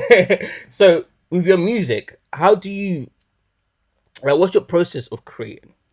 So normally, I'll link up with my engineer Alex Taylor, Shout out aka Alex. my Mike Dean. Honestly, every time we record, there should be a photo of me and him, and I'm doing this, and then he's just like Stress the fuck out, with a like, cigarette. and then nigga don't make me do this shit 100 times, man. Yeah, but every time we link up and we Yeah. talk, I show him a beat that I've produced or maybe a beat that I found. Okay. And I'm just like, oh, bro, this is a song, a record that I have in mind that we should work on. I have the lyrics set up, cool. Let's figure out the BPM for it. Let's see if we can switch up the BPM, make it a bit faster. Okay. Let's see the melody of it, the tempo. We just talk first. We see Oh, how we're okay. doing. So it's like we make sure we're both in the On the right same page, on the mood. same wavelength. And then some marijuana there and there, then we start recording.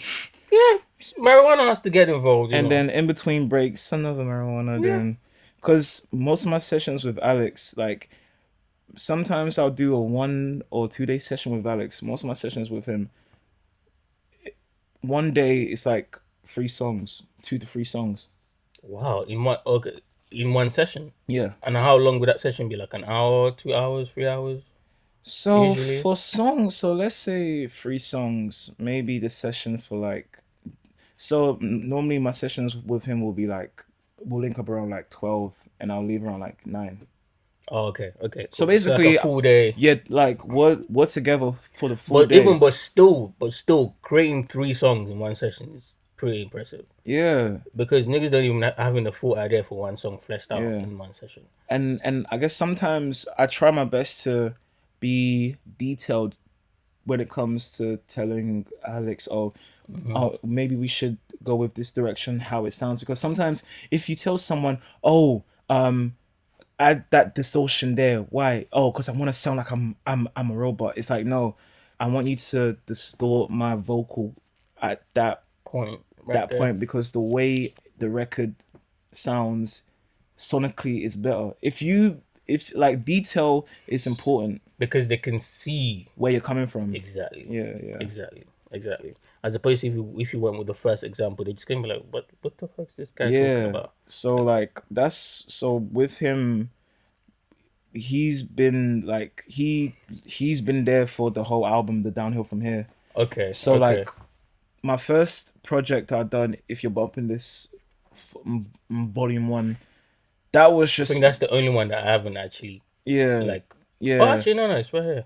Come across it. That's yeah, your first project? yeah. That's yeah. So that's like Oh, I my thought first project. the Downhill From Here, quarantine one was the first one. quarantine one. That's just beats. It's like so quarantine. Like the Um, freestyle EP. free. Let me see This one. that one. That was literally during COVID. So those ones I just It just for like throw yeah, shit yeah. So together like those right stuff now. right there is just throwaway tracks and stuff. Okay, So cool. like the projects I've done leading to the debut album Downhill From Here. Okay, cool. And that's Um, when Alex got involved, right? From If You're yeah. Bumping This, thank you. So like if you're bumping this, thank you was all by me. Okay. Alex and I, we worked on Downhill From Here. Oh, the album. Okay, So cool. like Cool. what made so like train. Now that's cool. That's cool, bro. Yeah, but This all of this is so gonna get so edited. I want to give you like a full background of how everything happened. So Yeah. COVID, obviously, we all had to isolate. I was on holiday. I spent my time with my friends Mm-hmm. in Chester, because I used my holiday to go to uni to see my friends, Oh, because okay. I was back home. So I went back to Chester to chill with the mandem. Next thing you know, lockdown, and I was like, oh raw. Hey Yep. mom, I'm gonna be stuck with the mandem for like, For a while still. and I was there with the mandem for like 2 to 3 months. Swear down. Yeah, I was in Chester for like two to Shit. three months. So during that time, I was just recording on the Beats headphones and this £20 microphone I got from Amazon, which was shite, but I somehow managed to make To it make it work. work, yep. And then during the time there was And all of this recording is that with the mixtape or the album? mixtape. Mixtape, okay, cool. So all of that was happening while the George Floyd situation happened. A Yeah, lot cool. has happened while I was making this shit, and then before the If You're Bopping This Volume 1 came out, Yeah. I just dropped 2 beats tapes that I was working on. And it's just me making beats, and I just thought, cool. Yo, I'm making a beats tape. I'm dropping it on this day. That's hard. Not even, promote. This nigga is multifaceted as fuck, fam. He can Yeah, act, I was rap, just, sing, yeah, produce. I That's try, man. crazy. I try. Alright, talk to me more about the album. Downhill from there. Yeah. What So, was the process of that? First of all, there's so many different like I mentioned at the beginning of the interview. There's so many different. I feel like the album's kind of like genre blending a little bit, yeah, yeah. and you're not scared. Like sometimes when I hear people try to experiment, I feel like it sounds like they're just trying to dip the toe in it like very Yeah, cautiously. You just yeah. like went straight into it, and it didn't sound weird. It didn't sound like it didn't sound like you were trying to put two things that didn't go together. It was just like, Mm, okay, cool. I I can. appreciate that. Thank No, you. you're welcome, bro. I can. And by the way, I always say the truth. If like ever you release a wax song, I will say that as I'm gonna release so much of like so far, that. like thank God so far I haven't heard anything from No, you that's thank you. I whack. appreciate So that. I so appreciate that's that. good. Thank you. But now I like to tell artists that because I will big you up, but don't be Yeah. surprised when I don't go, oh, you're fake because You I'm fell just. off, I nigga. would never say that to someone though, because tomorrow Yeah. they could release the hardest shit Yeah, ever. yeah, yeah, yeah, I'm yeah. never counting on no one. But what I'm saying is this. Oh fuck! What was I saying? About the album, innit? Oh Yeah. yeah. So it sounded like oh cool. I can hear element of like boom bap rap, Mm, and then like over the bridge, this sounds like some almost like a heavy metal mm. bridge. Like, how do you talk to me about like how do you study loads of different music genres or like what's the Yeah. process behind that? Talk to me about that. Mainly because it's just what I grew up listening to, and Yeah. I've someone described me not too long ago as an alternative rap artist, and I was like, I'm not mad at that. I like that because alternative, you're not you're not in a box. You can Mm-hmm. do whatever you want to do, and I Absolutely. think what made Downhill from here such a blessing, and I'm just saying this because we're here, but like years from now, like this will be a slept on classic. One thousand Like I feel percent. like when you hear songs like Voices, Time to Shine, 3 a.m., Yeah. you're gonna hear them songs a year from now and be like, raw, this is actually Crazy. crazy. It's a crazy song. I What ma- think even niggas hearing it now, if you have ear for music, you should be thinking, oh, this is crazy. This is something that I've never heard no one else done before. Thank you.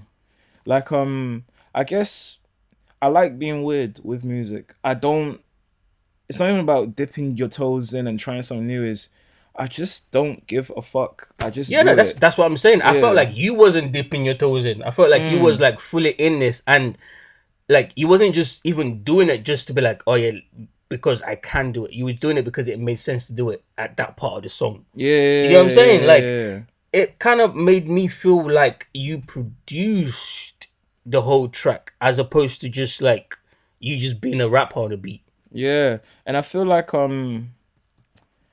when it comes to producing, man, I feel like it's fun. It's fun again because when you make a beat, you're actually creating what you want for it. Yeah. And And when I say produce, I don't mean beat making. yeah, I mean like just production of yeah, like okay, structuring yeah, like everything. let's And let's put let's put the little ad lib right there. Let's put. Do you get what yeah, I'm saying? Like yeah, the shit that yeah. Puff does. Yeah, and shout out to Michael Abraham because he's on the album, and because I Shout out to bumped you. I bumped into him not too long ago, and he told me like, yo, you're a great conductor, so like you know how to structure and organize I things. agree with him 1000%. And for me, like, even though that's one of the biggest compliments I've ever received from him, because Michael is one of the most incredible artists I've ever seen. Like, Okay, if you look at Michael, you think, oh, this nigga looks like he's a rapper. When he sings, hey, like crazy. I need like to do my research on him then. like he's a pop star. Michael Abraham, like Microwave, right? him, Cody Glish, their crew. I'm putting you on, man. like Yeah, like nah. I've been having a lot of fun finding out about like talented yeah, artists. the underground is sick. It's You crazy. like And to be honest with you, I'm happy that not that I'm happy. Actually, let me not say that. That sounds bad. But these labels are fucking up by ignoring you guys. Let me just yes, put it that way. yeah, it's true, Because I man. just I just spoke to someone like last week. I did an interview with Prince of Fool. Shout out to my guy.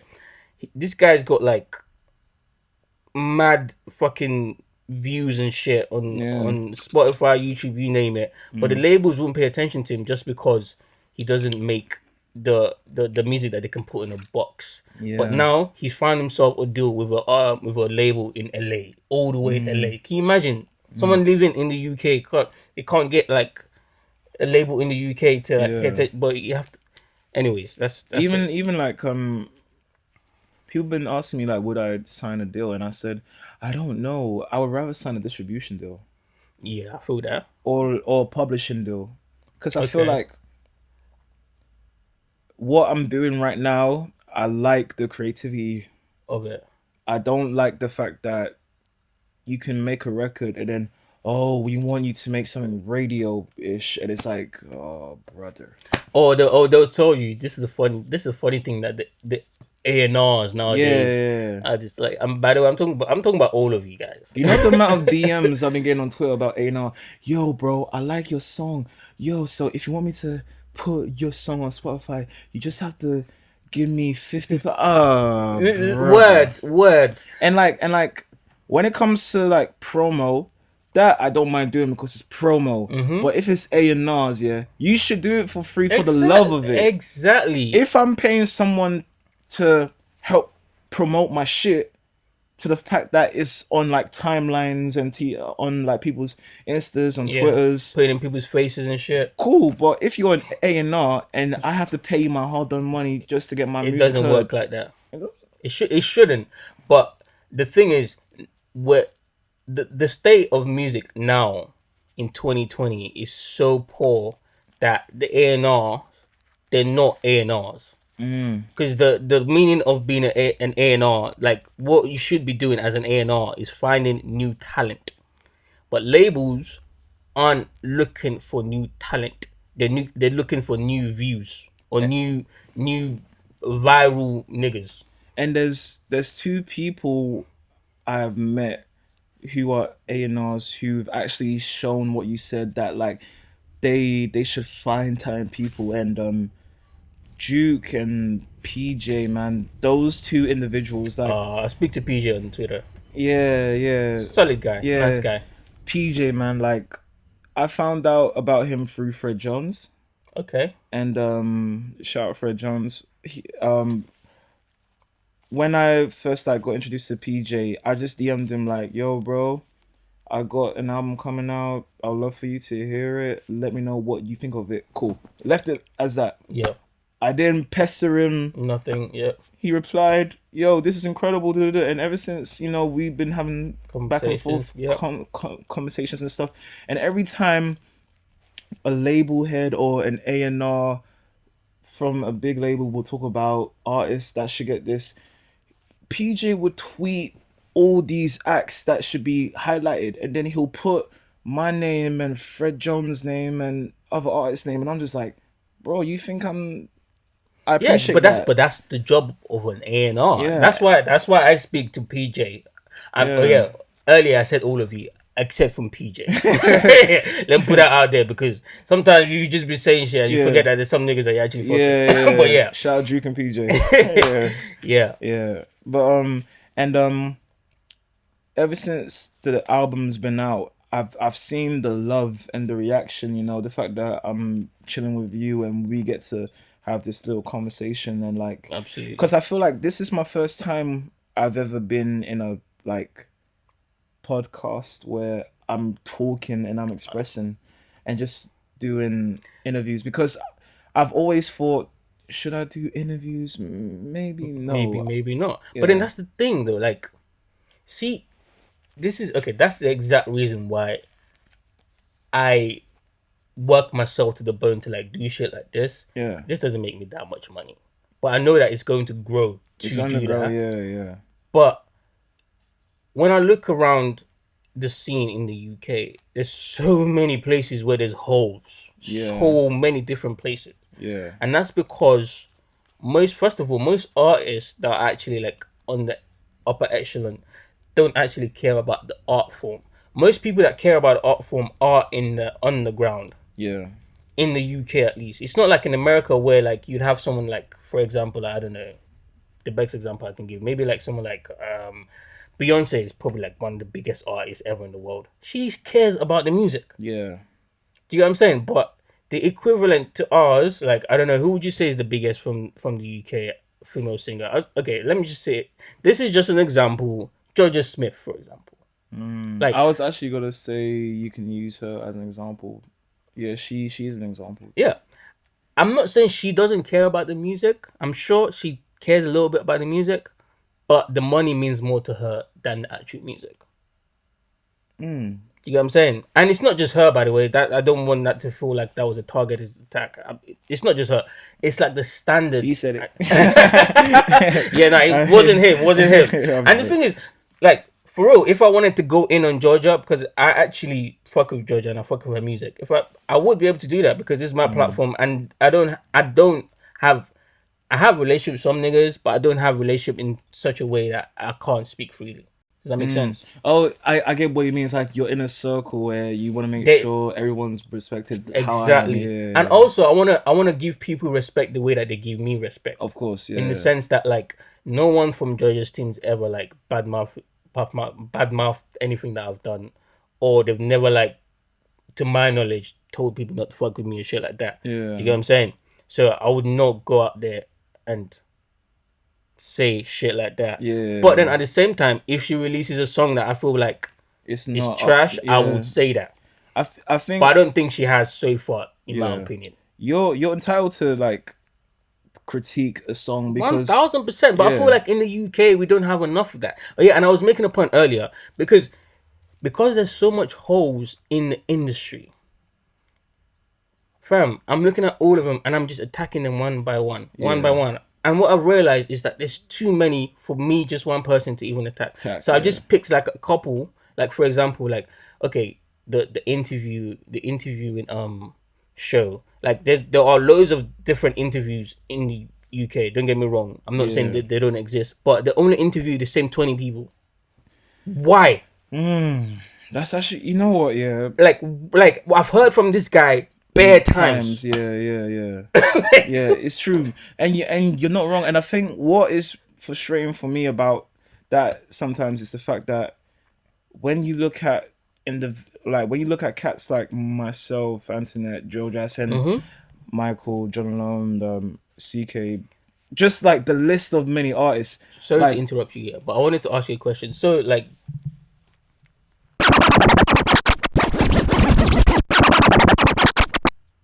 okay, okay, carry on. Respectfully, of course. Carry on. edited. I'll edit that out. Don't worry. Yeah, yeah, Carry on. but Sorry. like sometimes for me as a independent artist, you would have like I message like all these platforms like, yo, I got this. I would like to do an interview. How much is it for the advertisement? How much do I have to do? Or Straight on. So, what you assume that you have to pay for it? so, bro, sometimes I know I don't have to, but sometimes it's the reaching out. And when I reach out, Ah, okay. I literally I don't know if, like I reached out to I reached out to many like platforms like Pit London for Yeah. for an interview, Dummy Mag, just a list of many platforms. Like calls and shit like And that. sometimes, I get shunned. And sometimes it's like, am I the problem? What's the issue? No, you're And not the then I problem. see artists that they get and I'm like, Why? I'm better than these niggas Mm-hmm. right here. You know, But I keep it humble because yeah. sometimes the approach is just to leave it quiet and Nah, just okay. Sometimes yes, the approach is just to just ignore it and do your thing. But sometimes like we just go be real and just be like, that's why I love Americans, bro. Americans who speak their mind. yeah. I love working with a lot of Americans. I love communicating with them, talking music with them because they say the real shit, bro. Yeah. And I've been on my platform plenty of times calling these niggas out. The only reason why a lot of these niggas that you just mentioned, the only reason why they're relevant is because of money. It's because they have investors. Yeah. They're owned by someone who owns Sony, or someone who's like a director in Sony, or Yeah. someone who's like one of the board of directors of JRM Daily, or one of these big platforms. People that are like getting real money. That's why. Yeah. And when you look deeply into like their establishment, you realize that they're not actually making that much money. So they see it as just a means to an end, a means to an end. Like for example, it's all relationship based, right? Yeah. So if I own, well, Dummy Magazine, for example, and I don't have any information. I'm just using them as an example, Yeah. right? I own Dummy Magazine. I'd have a relationship with like Sony and let's say, I don't know what other record labels there in the UK, Island Records, right? And then all the other record labels, that means I can't work with any of the artists because now Sony's gonna give me all the artists, and I'm gonna be scared that Sony's gonna stop sending the artists to my to my magazine. If I go work with, I don't know, I don't even know the name of these labels, but another label that's not Sony. Do you get what I'm saying? Like, and Yeah, that's how all of this shit works. And honestly, I feel like if we keep it going, in the sense that if media personalities such as myself, and so there's a couple other guys out there as well that I respect, fuck with you guys, mm, and you guys like reciprocate the energy, I feel like the audience is just gonna flock to us because the audience is just looking for a centralized place where they can find out new music, yeah, new artists, blah blah blah, and this that, and the third. And because they're fucking up by just doing this relationship based bullshit and putting and showcasing artists that are quite frankly shit. mm. No, for real, artists that are shit, and that's why our platform is growing. If it was in America, it would have been harder for us. And touch wood, by the way, because I want us to keep growing. Yeah. That's why, You know what like, I'm saying? I don't want to. that's why, like, I love the fact that I think Fred said this. He tweeted this time ago. Where he's like, "You will find the best music in underground." Yes, And one thousand. the reason why I love the people that I'm surrounded with, like, there's a record I'm working with Antoinette on the new album, and it's called Reset. Yeah, And the song, when I tell you, the day you hear that song, it's over. Flavor. Okay. Send like as soon as you're about to release it, or even before, you just send that through to me. Let me hear it, please. It's I'm, over. I'm excited to hear that. Because, like, what I like about them and just people that I work with, if you, it's not that don't give a fuck attitude. It's like, you know how much you invest your shit in your music, and you know It's your true. style, your persona, your character and what it brings. And for an example, there was an event a couple days ago, not an event, it was a festival called Hoodstock. Okay. And Stock. it was curated by Ben, who's part of a group called Micro Moon. Shout out to Ben, Micro Moon, amazing performance. Okay. And Dage VHS, sick artist as well. Shout out to Micro him. Moon. I'm Yeah, do my research. they're like rock, pop, kind of pop, not pop, but rock indie. Okay, like Yeah, Brit rock a little bit. Kind of like, yeah. okay, I feel that. If I got the genre wrong, cancel me. But I love that. so the venue was so tight because it was in East London, and Yeah. I'm an East London boy. Oh yeah, that's true. What was sick about was Antoinette's set was not because it was them, but it's the fact that the the the atmosphere, what they were wearing, their set was good. The s- the speakers blew, like the speakers was gone, Wow, it was that good that the speakers just like gave up. That's crazy. and they Shit. had 10 minutes left. It was just mosh pit off the mosh pit off the mosh pit. I struggled to walk the next day.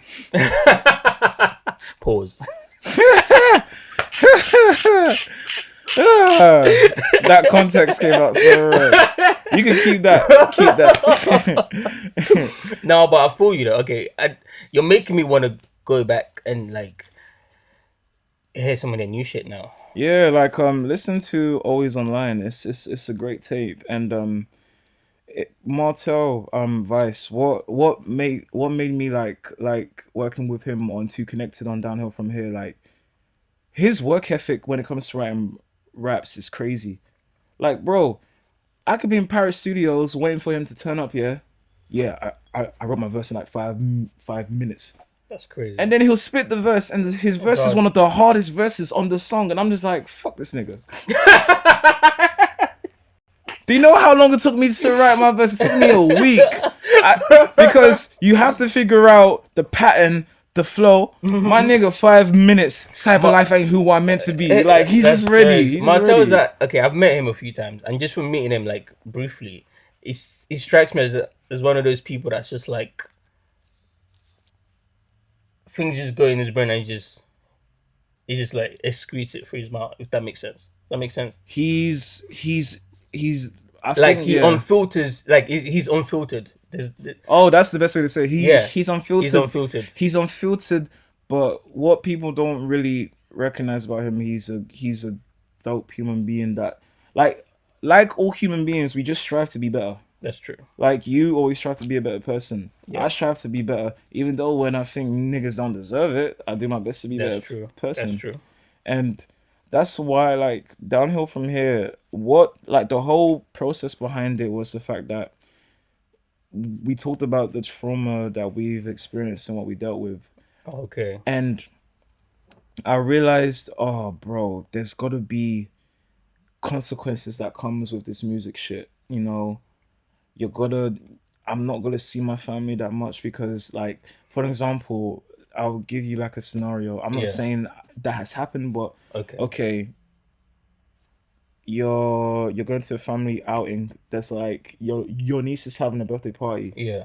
You have a show on. You have a show that same day.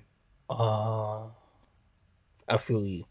There's sacrifices Yeah. you're gonna have to take, Yeah. and for me, And most time, family wouldn't understand that. Hey, but and why didn't you come and to your show? It's like, yeah, yes, come brother, on, and then brother, come on, man, and give me a break. literally, and I realize everything I've dealt with, like even in personal life, like Mm. relationships, and like no matter how good it gets, the accolades, the people you're surrounded with, the creativity, the producing, the work, it's downhill from here because you're risking everything Mm. and you're sacrificing time because you're putting so much effort into the thing you love doing. You're gonna lose out on people you love Ah, I get seeing. it. I So get it like now. most of like while I was working on the album, I didn't really get to spend time with Your family or anything. So family. basically, I you. didn't see my friends that much because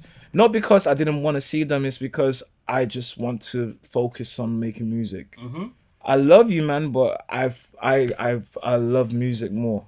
Yeah, and it be like that sometimes. It be like that, yeah. And the hard. Okay, talk about the hardest part of that. Like, what's the hardest part of you coming to that realization that okay, cool. Like for real, if I want to do this for real, I need to be thinking on this level. What made me realize that was the fact that I guess you could sense that people will have entitlement to you when you become successful. That's true. And I realized, oh yeah, no, is that Isaac? No, yo, remember when? No, don't be that dude. You know what I mean? So Don't tell me remember when nothing, yeah, nigga. so The fuck you I'll talking give you about? one example. There's this dude that me and my friends we used to go to school with, and I'm not saying he's a bad individual. So basically, he's a prick. You said it, not me. Yeah. but every time he would message me like, "Oh, don't worry, bro. I'll come to your shows." He never turns up. Show after show after show, he keep on DMing me saying, "Yeah, bro. So what time are you on? What day are you performing? I'll be there." And I I and hate and people then and like then and that. I just leave it on red because I'm like, "What do you want me to say?" And Yeah. then those type of people are the same people that will have entitlement towards you because they knew you when you was young, Mm-hmm. and they were like your friend in school, but and they're the same people where, let's say I get involved in a situation and shit goes wrong for me.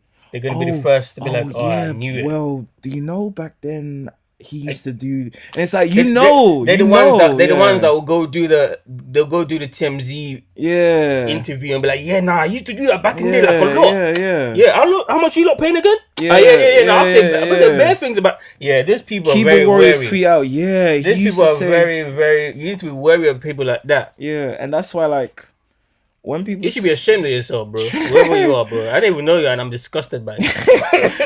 that's why, like, when people say, "Oh, why are you low key?" I'm like, bro, because you can't trust everyone. That's true, You really have to just be observant. Like, you have to be observant from the moment you wake up. fam. You And you know, don't know how, like, fam. People don't understand. For me, anyways, I feel like people don't understand how stressful that is. it is, Sometimes I bro. wake up and I wish we didn't have to do that in this world, bro. Yeah. Like, come on. We're all kind of going through our own shit, anyways. Like, let's just. The least you can do is just be fucking honest. Like, Yeah, yeah, yeah. And I think after when I did my first headlining show, when was that? it was at the George Tavern. It was the 31st of Was that the one that I was at The one that we met, when we met? Was that the one, it or was that was before? that was a week Before. before. Okay. So it was last. So the event where we both linked up, Yeah. where me That was and Untapped, Benson, right? and Shout that out was to on tap. Untapped, by the way. I still need to call that nigga. Nah, So for real. like a week before that, my event was on a Sunday, and Okay. I just Okay. I thought, you see. know what, I'm gonna call it the victory lap. Why? The album's been out. I've been doing shows. People have been showing me nothing but love and support. Let me do a free headlining show where it's free entry. I low key was expecting 20 people to turn up. We had like 60 to 80 people. That's And I was crazy. just like, raw.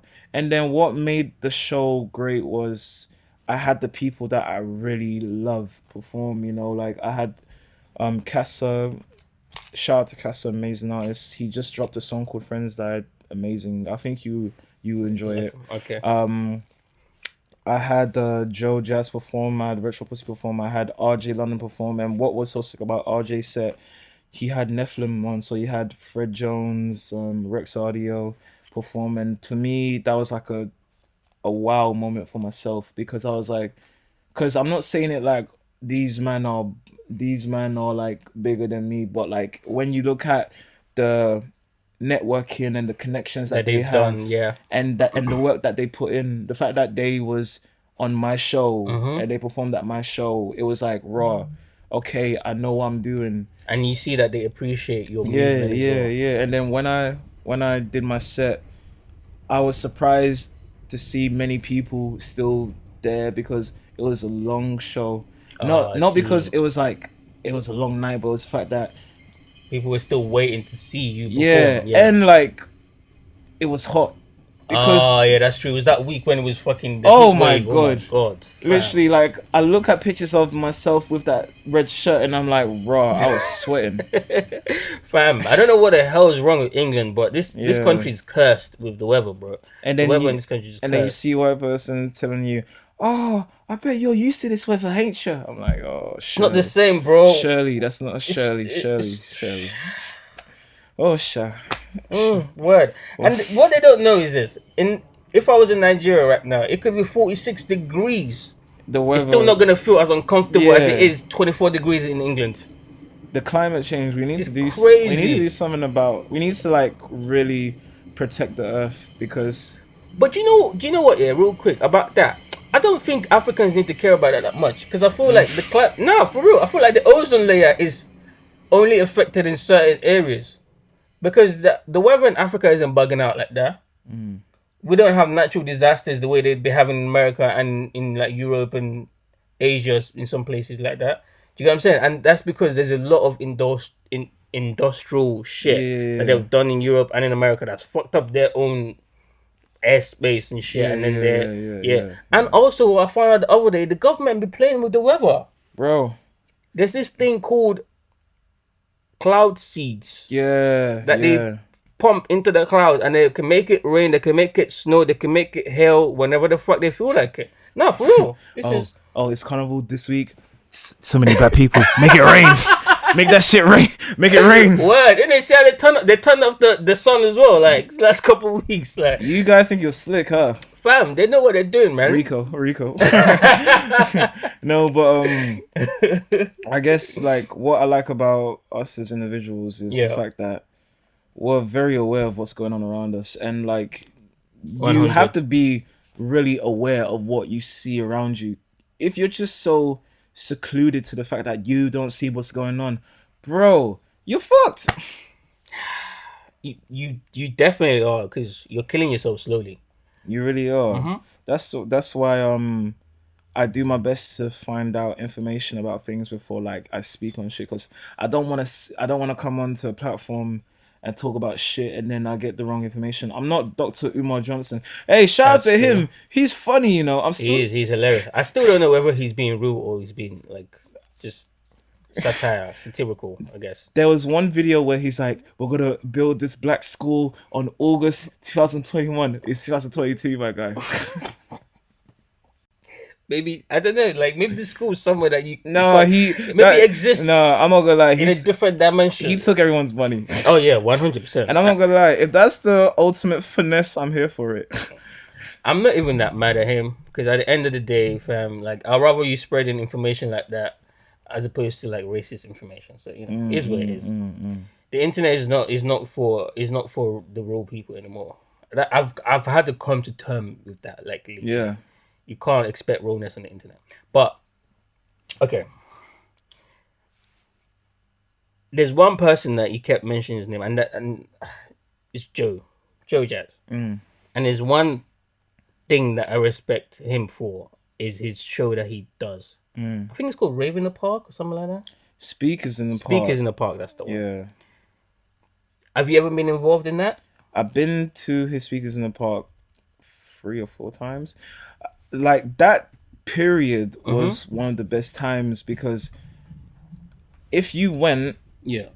Oh, well, he doesn't do it anymore. no, he hasn't done it in a while. Mainly because during that time it was COVID, Okay. and obviously He like, took advantage of that. Obviously. and I think during that time, the only time where like everyone was able to come outside and like do some music interact and and shit. interact and shit was his speakers in the park. And me, man, I was ducking that shit. Not because I didn't want to go, it's because when you're around different environments, especially if you're by your ones and you're Yeah. a bit of an introvert, it's kind of hard to like mingle with people. I Because see what like you mean. me, I find myself as a socially, I can be interactive and awkward at the same time because I don't know what to do sometimes. So that's why every time he'll say, "Yo, bro, come through," and I'm like, "Yeah." Then I'm like, I'm not coming. So I think the third week I was like, "Bro, you're gonna go. Okay, brain, I'll go." And then I look at the door and I'm just like, "I'm gonna go. I'm actually gonna And it go." didn't happen. 5 minutes later, okay. Oh fuck! I'm actually stepping outside the house. I'm making my way. I'm making my way. And what I loved about speakers in the park, Yeah. not not because not because of Joe, it's the fact that it's the community, it's the people. Like, I would go, but I don't think he fucks with me like that. I'll be honest. mm. But it's partly my fault. But we're not going to talk about that. Hey, I hear that. I hear that. Like, you see a lot of underground acts that people should be paying attention to that go there, and that's what made me That's like the it. thing. That's the thing, and also it's kind of a bit of a unique idea in the It sense is, that yeah. like I like the DIY of it. I really like the DIY of it. And is that nigga American? He is, right? He dresses like he is. He's from America. Yeah, he's American. I think he grew up in Atlanta, and I think he moved. In Atlanta. I think he grew up in Atlanta and he moved here when he was young. I feel like we're gonna be friends eventually, but I'll make that happen. Anyways, yeah, I'll make that happen. Talk to me about your album cover, though. So the album cover from Downhill from Here. Mm-hmm. What was amazing about this was I was filming the music video East Side, Okay. and the video director, the videographer dude, Alexander, shout out to him. He's from Brooklyn. He traveled from Brooklyn to here because he was working with Michael Abraham. Okay. So Michael Abraham was telling me about him, and then we just both started talking, and he was like, "Yo, I've been wanting to work with you for quite some time," and I'm like, "Bro, Yeah. yeah, same here. So let's work." With the videographer. Yeah. That's So hard. so I said, "Bro, whenever you're down, whenever you come to London, let's do Let's it." go.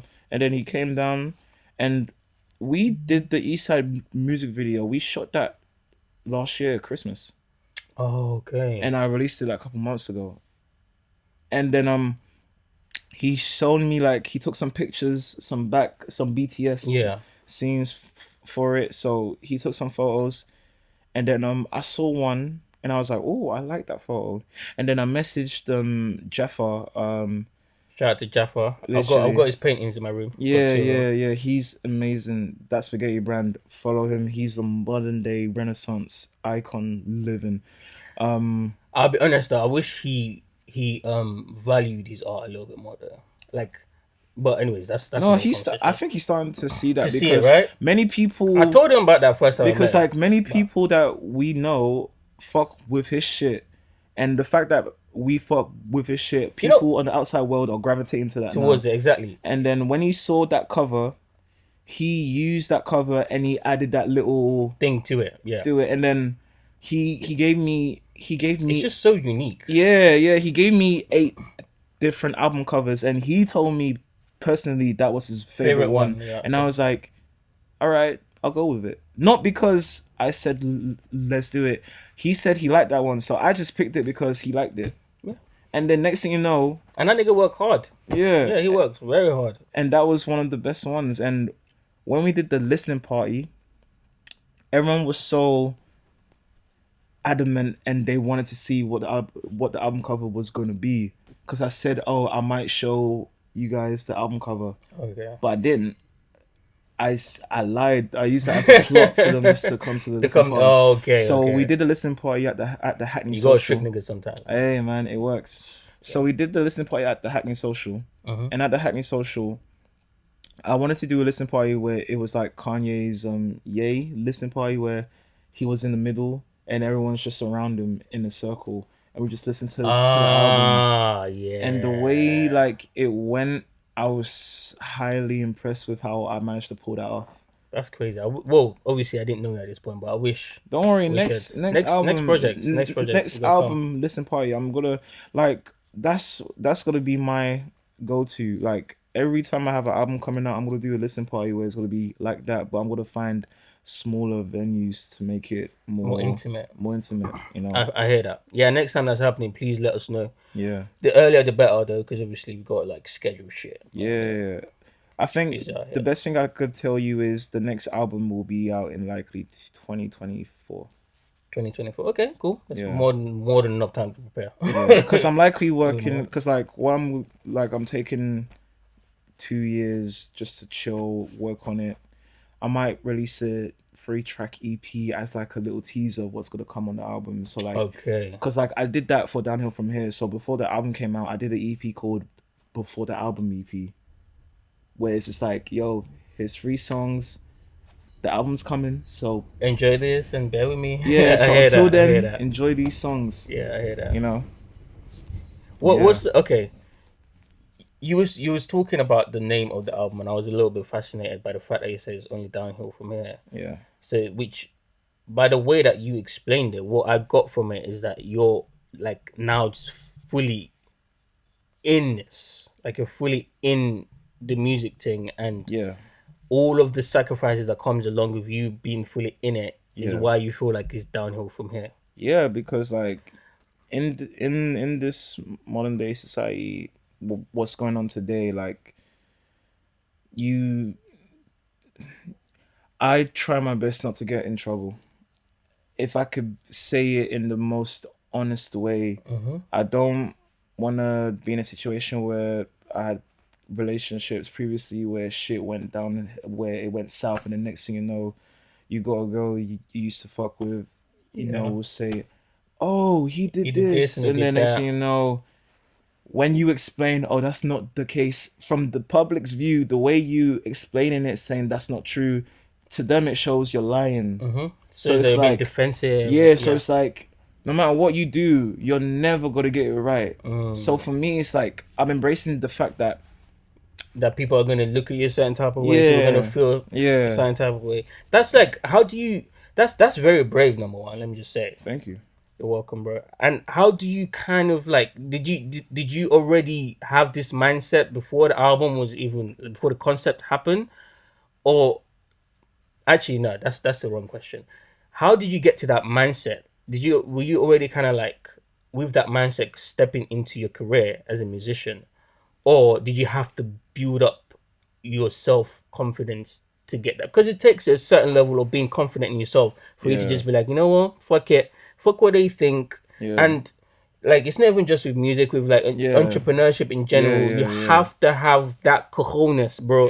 No, for real. It's true. I guess. Do you know how many times people have told me what you're doing? It's not gonna work. It's never gonna work. Trust me. It's never ever gonna work. And I make sure to like DM them with a link whenever I do something that I feel like is a milestone for me. I'll DM those people. I'll be like, you know what I mean? Because I'm petty, innit? I'm a Cancer. We petty. So I'm a Capricorn. Oh, yeah. I Well, got a feeling. I had the feeling. we're honest and we're kind of like chilled at the same time. That's the thing with Capricorns. Capricorns are either the most amazing people Thank you. or the worst people. Yeah.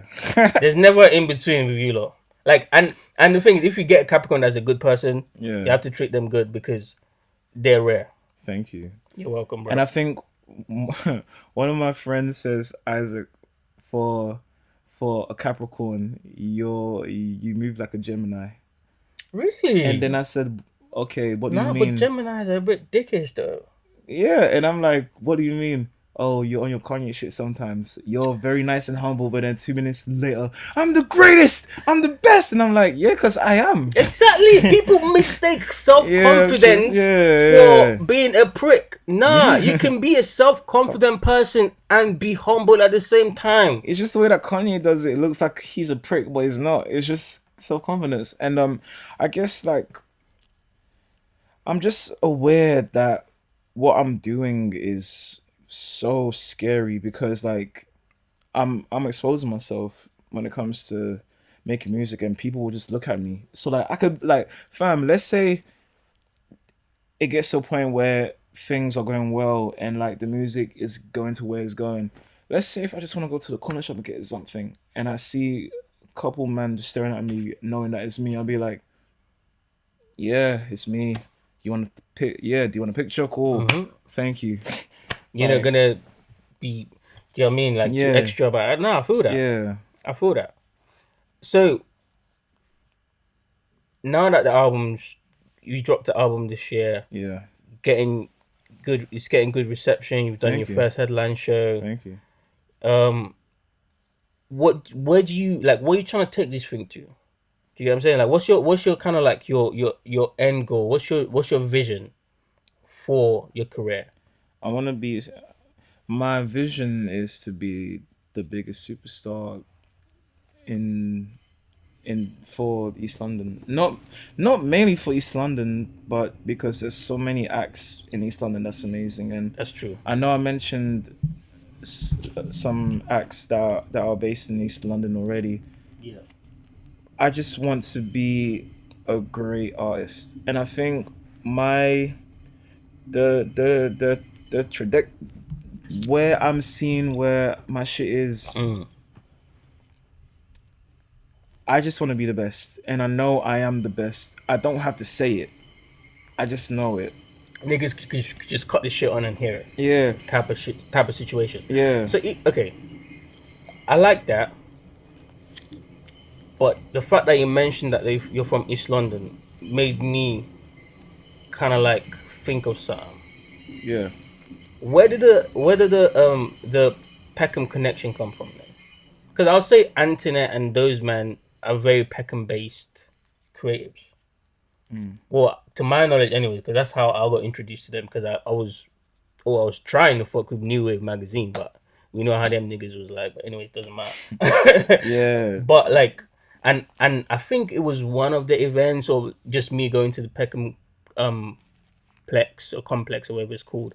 Mm. I met either Jafar or Wave for the first time, and then we just kind of like got connected in that. So what was that? What was that kind of connection from? Because you've mentioned them quite a lot throughout the interview. So Yeah. those are your dogs, Yeah. I fuck with and they're them. not East London based, Um. unless if I have that wrong. Yeah. They are. They are East Yeah. London Yeah. based Yeah. Yeah. for real. Yeah. So East why are they being London. Peckham so much?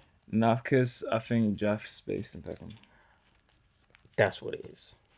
You heard it here first. That's No, what I it is. think the reason why I mentioned like them and Fred and RJ and just certain people in the interview, mainly because I realized this as artists, everyone is it's all about me. I'm the best. No, this interview's about me. It's me. He's interviewing me, but it's like Me too. you have to share what kind of That's and true. kind of what inspired and influenced you. And with them, man, I love the fact that they have a so punk image and punk style with their raps and the way Mm-hmm. that they spit. Yeah, And what I love about just East London in general is the fact that we got the likes of Dizzy, Wiley, that's true. and like I think you hear this here. Downhill from here is loosely in, like, boy. I was heavily inspired by Boy in the Corner for Downhill from here. I can hear it in some of your rap schemes. Yeah, I can cause hear it. like But the thing is, you like you. It's not that you hide it, but like you, in my opinion, I feel like hearing your talent or your talent makes it so that it sounds completely different from that thank album. you, I appreciate You it. get what I'm saying? But I can, and I feel what you're saying. I think it's because like I when niggas like rap or they sing and shit, they try their best to sound like themselves when you don't have to try. If you know you sound the way you know you want to sound, you don't have to try. That's true. That's So for true. like when I did voices, the recording process for voices was so funny because I was just like I don't know what I was going, and then I played the beat to Alex and he's just like, okay, so how's this gonna go? And I was like, I don't know, just put me into the booth. And then next thing you know, I'm just like, voices in my head got me thinking crazy things. Voices in, okay, cool, just record it. And then start shit, and Yeah, then you just start go shouting, crazy. and then Voices in my head, yeah, dude. and then he's just looking at me like, mate, is everything okay? I'm like, yeah, I'm good, I'm good. It's the imagine you just reply. It's the voices, man. It's because like, and I feel bad for him because sometimes I don't tell him What you're what about to do, do. and then you're just like, He's just whoa. shocked.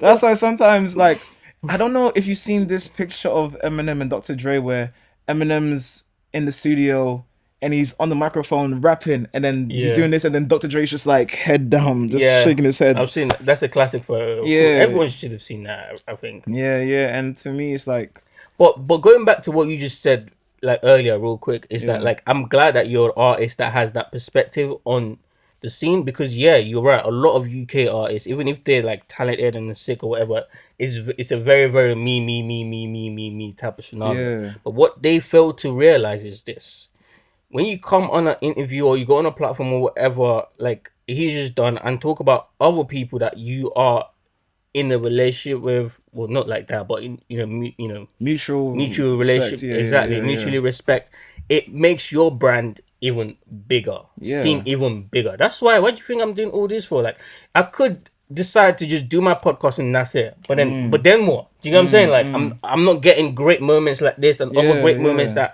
that's happened in the past. You know what I'm saying? Like, I want my brand and platform to be infectious to the scene, and Yeah. that's not gonna happen unless I go out there and spread it. Or if you got money and you just pay for ad dollars and shit. But I feel like all of that is fake, and that never stands the test of time. Do you know how many artists or how many platforms were like at their heights, getting millions of fucking views? Today you can't see them. Do you know why? Because it Yeah. wasn't an organic growth. Yeah. Those people grew out of it because after a while they felt like this is being fed to them, and then they was like, yeah, stop. Do you know what I'm saying? And that's why like the reason why I mentioned Joe quite a few times because he not even low key, high key gave me my start to music. Okay, And when I mean he gave me my start, like during shout out to speakers Joe, man, during in the speakers in the in the park. park, Yeah. sometimes after certain acts perform, they'll Mm. do like an open mic where you perform two tracks and then you do it. And then he told me to come through and hop on. Next thing you know, I've done it. Cool. I got a good reaction and a response from people. And then I've been coming to more events from him. And then next thing you know, there was one speakers in the park where I think an artist pulled out. Yeah, and then you just replace He them. he told me, "Yo, do you want to perform?" And then I'm like, "Yeah." So when do you want me to start? Oh, do you want to be the opening act? And I was like, "Okay." And like the reason why I was just like confused because I was like, I don't mind opening. It's just the fact that I'm actually performing. Right now, like Like it was okay, just abrupt type of yeah, because situation. like Yeah. I already got two songs. Like no, bro, if you got more songs, cool. I managed like as an artist, everywhere you go, it could be a house party. Have your USB. On you. Just have it, just in case. Yeah, you never know. Either that or have like some of your like track backing tracks on Yeah, YouTube that you just can yeah, access, or just like a G drive or something, yeah, Google have a hard Drive. drive, Yeah, literally. And then, I performed at Speakers in the Park, and then I the response from the people was just crazy to the fact that I was just like raw. And I just saw the way he looked at me, like he was like dapping me up, giving me game on shit and just how to improve as an artist. And like sometimes when people give you advice, yeah, if you don't take the advice, then it's your fault for that's not true. progressing. And That's like true. for him, he didn't have to give me advice That's because true. He he didn't have to might, care. yeah, he trust me, he didn't have to care, but he did. Yeah, And that's why like I always look at him like, bro, I'll vouch for you no matter what. And like when he did my headlining show, it was a moment for me because he could have been anywhere in the world, but he came to my show. He that's performed true. at my show, and that's why like relationships are genuine to the fact that you have to not be respectful to those around you that show you mutual Respect. respect, but Yeah. it's like don't be a prick to people. Oh, 100%. Because you never know when you're gonna see them next. Yeah. That's the thing. Next thing you know, like You just never know, bro. I try my best to tell people around me, like, fam, I could say fuck complex, fuck all this stuff, but at the same time, if things go well and they come hollering at you, Exactly. Then what? Or actually, if you do say fuck complex on your way up, and then now you're on your way down, who you gonna call? who you gonna call? Those bastards. But okay, so now that like you're where you're at, like Yeah, you're doing great with the music, you're like feeling a bit liberated with your artistry, and it's going beautifully. thank you. From what I can see, what do you like? First of all, I think I got two questions here.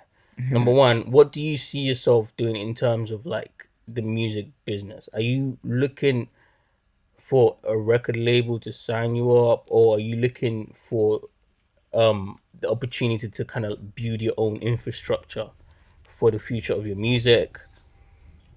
Bit of both, really. Yeah. Bit of What would both. be the ideal situation for you? Publishing deal. Or publishing, distribution, marketing deal, because I feel like the music's so good. If I get help from a marketing, It's gonna go off. yeah, Fair enough. because I feel like realistically, the dream is to get a deal, but at the same time, you need to know what you're signing up for. You Exactly. need to read the contracts before you sign. 100. Like some niggas look at the contract. Oh, I'm getting 50K up hand. Cool. Let's go. They didn't realize that it's for 10 years. Yeah, and then it's like, 50K, 10 years. What's that? 5K a year? Okay, good luck to you. brother. That's why, like, you see Russ, he's releasing The same song over and another over. song over and over again. No What's is like disrespect to the like UK's DJ Khaled? Another one. fuck DJ Khaled, man. What? What he did to you? What he did to you? It's you know what? I don't have the issue with DJ Khaled. I just feel like the song. It's the same every time. It's not even the song. It's not the fact that the song is the same, bro. We can listen to a song right now. So look, imagine just pop your head. Mm-hmm. Nice song, isn't it? Cool. DJ Khaled. Like, why do you have to shout it? We the best music. They didn't want us to do it, but God did. And it's just like, it's like, bro, why do you have to do that? You know, Why? I feel you. I feel you. But I'm not gonna lie to you. I kind of like that energy sometimes. Yeah, not all yeah, the time. yeah. No, there's certain times I'm just like, DJ Khaled, shut up. Like, not right now. And man. bro, But Drake, sometimes yeah. when I wanna feel motivated in the morning, I'll put some of DJ Khaled's motivational speech on. I'll be honest with you. But sometimes, bro, and plus, Drake is not your safety net for every song. Not every song with Drake is gonna hit. See, That's literally his formula, bro. because like his Drake recent. and Lil Baby is his savior, bro. Okay, what's your honest take on that song? Trash, of course. You heard it here first. I It's agree, trash. Like I think everyone thinks the same. To be honest, I've heard no one play it. bro. I've not heard it anywhere. Staying alive, Staying staying alive. alive. What the And you know what? Yeah, I love the beat. And I I love feel the like Bee Drake be Gees. doing that on purpose, because when Drake releases his songs, it It don't be sounding hits. like that. But then when it's him and DJ Khaled, he's like you know what? Yeah, DJ Academic said this like, bro, people are slowly not fucking with it no more. Cause I Yeah, realized, yeah, he became a gimmick after that Snapchat thing, yeah, 100%. where he's just like, yeah, it's alert. It's not funny no more. Yeah, It's cringe. yeah. After a while, it got cringy. And also, so I think what kind of put the nail in DJ Khaled's coffin was when he decided to go attack Tyler the Creator. Someone, Yeah, someone. I stopped. You know what? I think that's when I clocked out from him as well. I was like, oh no, there's no way you're talking about Tyler like that. Nigga that actually gives us quality music. No, no, no, no I way. love Tyler. Like No way. that. When Khaled went at Tyler, that's when I was like, nope, Mm-hmm. I'm done with this nigga. And then, do you know what he said in that rant? Oh, you lot should listen to real music. I was like, excuse me, You your don't music, make the music.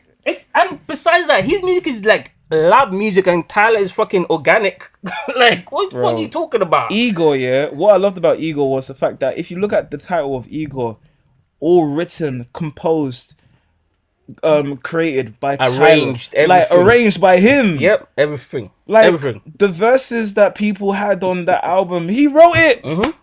Say it like this. Say like he's like Tyler is one of the greatest conductors of our time, 1000%. and like One of the greatest, just creative of our time, just in general. Because when I like everything to do with Tyler the Creator, it's just like ridiculous. His music videos, his live shows, his fucking the actual songs. have you seen him live? Like we recorded Wireless this year, and that's the first time I saw him live. I saw him when Igor came out, Oh shit! I wish I did. because that Was that like album, an Igor yeah, show? yeah, I wish I went to because that. at Brixton Academy, like me and my cousin, we was just at this side, and then Slow Tie was just somewhere around there, Yeah. and the next thing you know, I'm just like, okay, cool, the show's about to start. Man came on with the wig, just doing the shoulder thing, and I'm just like, this nigga is an icon. This And nigga's I an bet you icon. the stage design was nuts. It was crazy. Exactly. Everything that goes like he's particular. And the thing that amazes me about him is that like it doesn't like he make it look easy to do. Yeah. He makes it look like he just rolled out of bed and just had. He probably rolled out of bed and had the idea, but the execution of that, fam, trust me, that shit is not easy, bro. That's why like I make sure like when I look at artists like Tyler or just music in general, I always listen to the samples that they use and I listen to it. And see what Because they did to it. I feel like if you Smart. know how to sample a record and you can make it sound crisp to the point that it's sensational. Sensational.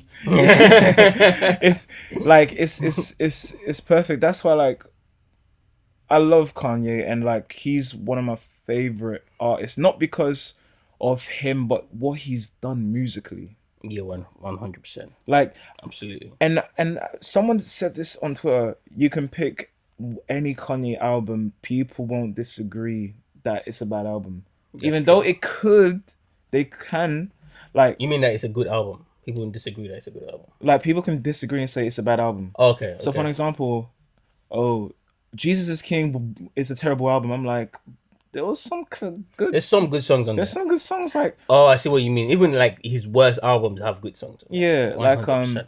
And even sometimes he's such a genius that sometimes you haven't caught up to it. Because the same thing happened with Life of Pablo to me. When Life of Pablo first came out, I did not like that album. I thought the same thing about Yeezus, but years later I was like, bro, this is actually one of his greatest albums. Same. Polarizing. The same thing about Users as well. When it first came out, I was like, "What the fuck is this?" Like, but to be fair, in hindsight, it's because that's not what I was expecting yeah. from him. But me and my co-host in the podcast were talking about this the other day when we was talking about the whole 21 Savage situation and how like he tweeted out, "Oh, put the guns down, blah blah," and people was like, "Oh, you're a hypocrite. You rap about guns," which is true. But then we started to have a conversation about how he has to rap about guns because he came in the industry rapping about guns. So people wouldn't really listen to his songs if he switches it up and starts rapping about something else. True, but I think, do you know what made it worse for 21 was the fact that he spoke about it. That's true. Because think about it, I think that's. I the think that's. violence is bad. Yeah. But for him to speak on it when it's like, wait, you're the last person we want to hear about That's this true. shit. That's true. I'll tell you why I think he did do that though. I think he did do that because they're locking niggas up. Yeah, and he just Oh, wanted to young get ahead folk of it. arrested. Hey man, Yeah, we need to put the this guns shit- down, yeah. guys, because and also as well they're trying in America they're trying to use rap lyrics Yeah, in court. So he's trying to dodge all of that litigation if he can. But yeah. talk to me about some of your inspirations because I realize I haven't asked you that. So Kanye West is one of them. Name me your top five. Top five. Kanye's there. Skepta. Ooh, that's a good one. Fam, Skepta, I'm not gonna lie, is my idol. I'll proudly say that. Because I love the way he built himself after all these years, and then when Konnichiwa came out, he suddenly became the artist he wanted to be again. If that makes sense. Frank Ocean. Ooh, okay. In good company, Frank Ocean, absolutely. In the middle with Fela Kuti, mainly because like I listened to him a lot during the lockdown, and growing up, you know, he was Instrumental. very instrumental to like politics in Africa, and like he always knew what he was doing. Plus, he was a massive stoner. Yeah. What else? So I wouldn't say he's like fourth, but he's in that He's conversation.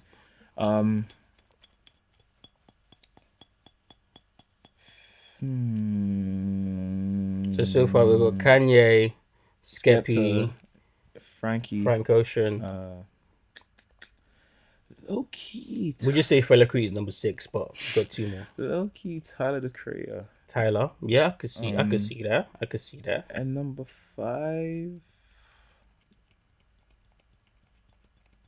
Brother. Brother. Brother.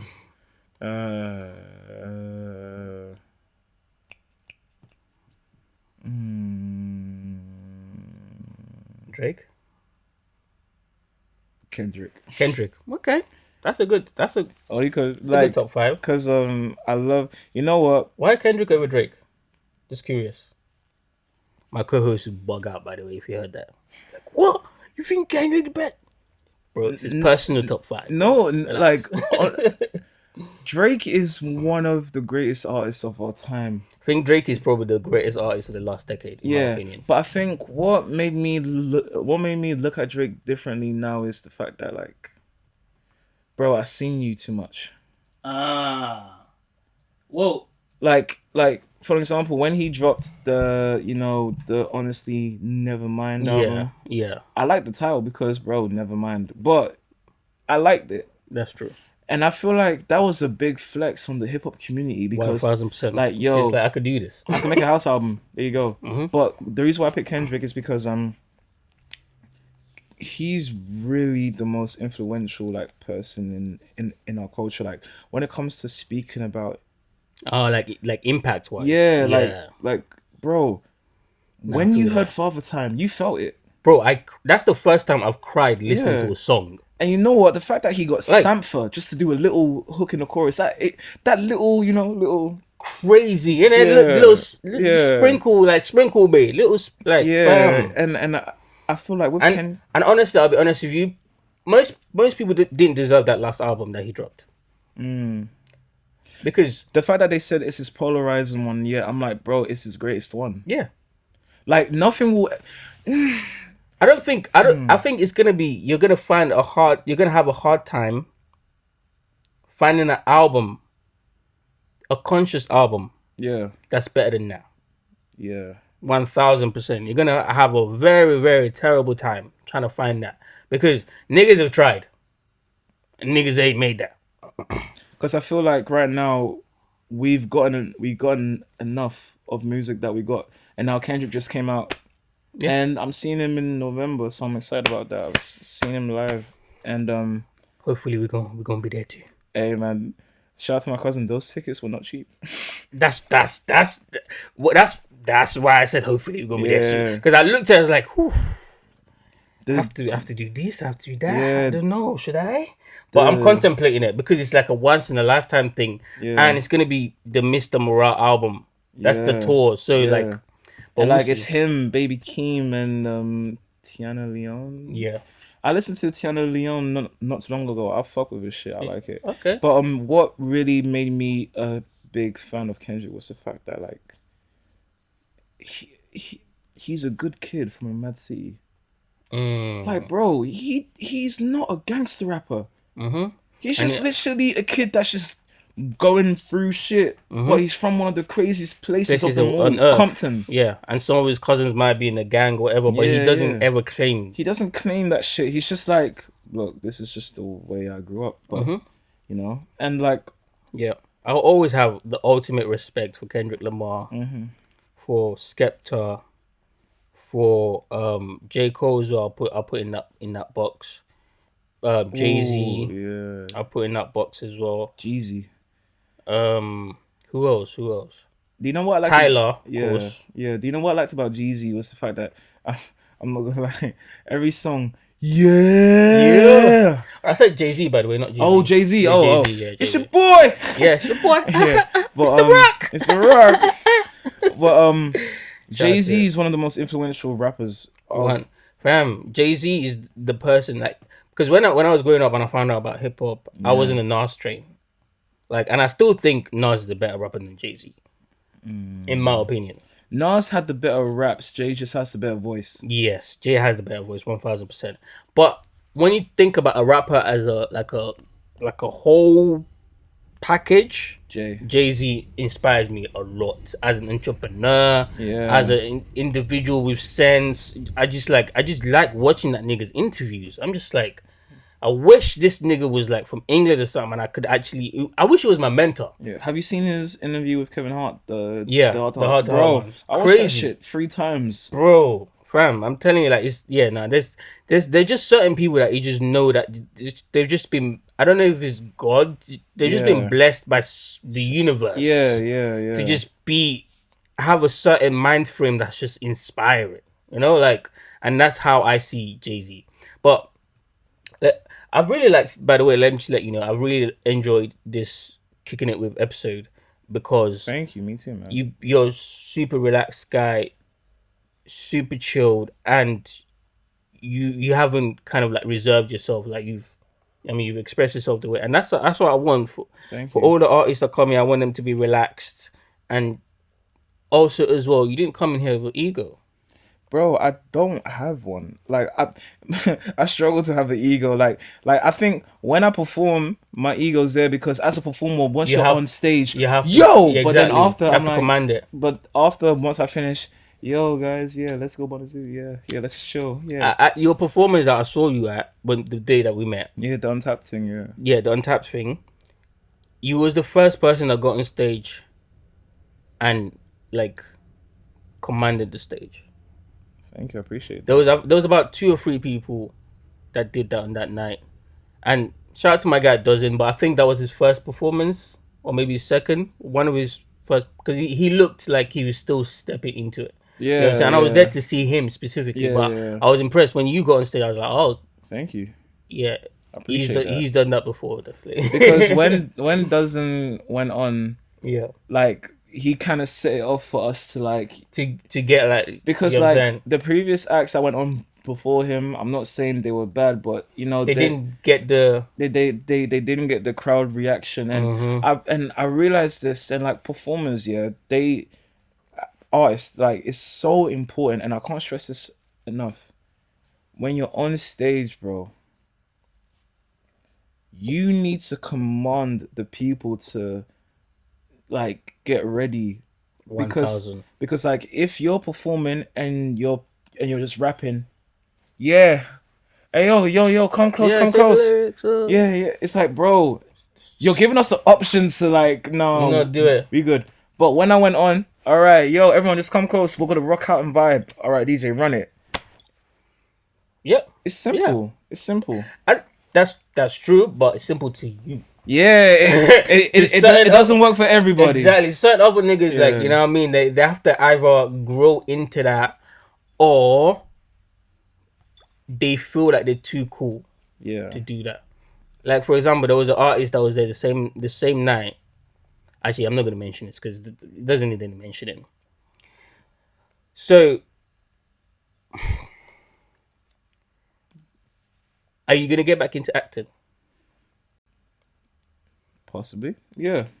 I think my aim for the music thing is to do so well it could creatively venture me back into it. Into it?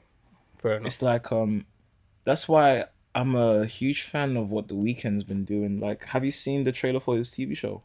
Oh no! Oh yeah, I have actually. Bro, the idol I is have. it's lit Yeah, it woo, I have. I have. I woo. saw that. I saw that a while ago. Actually, is it out already?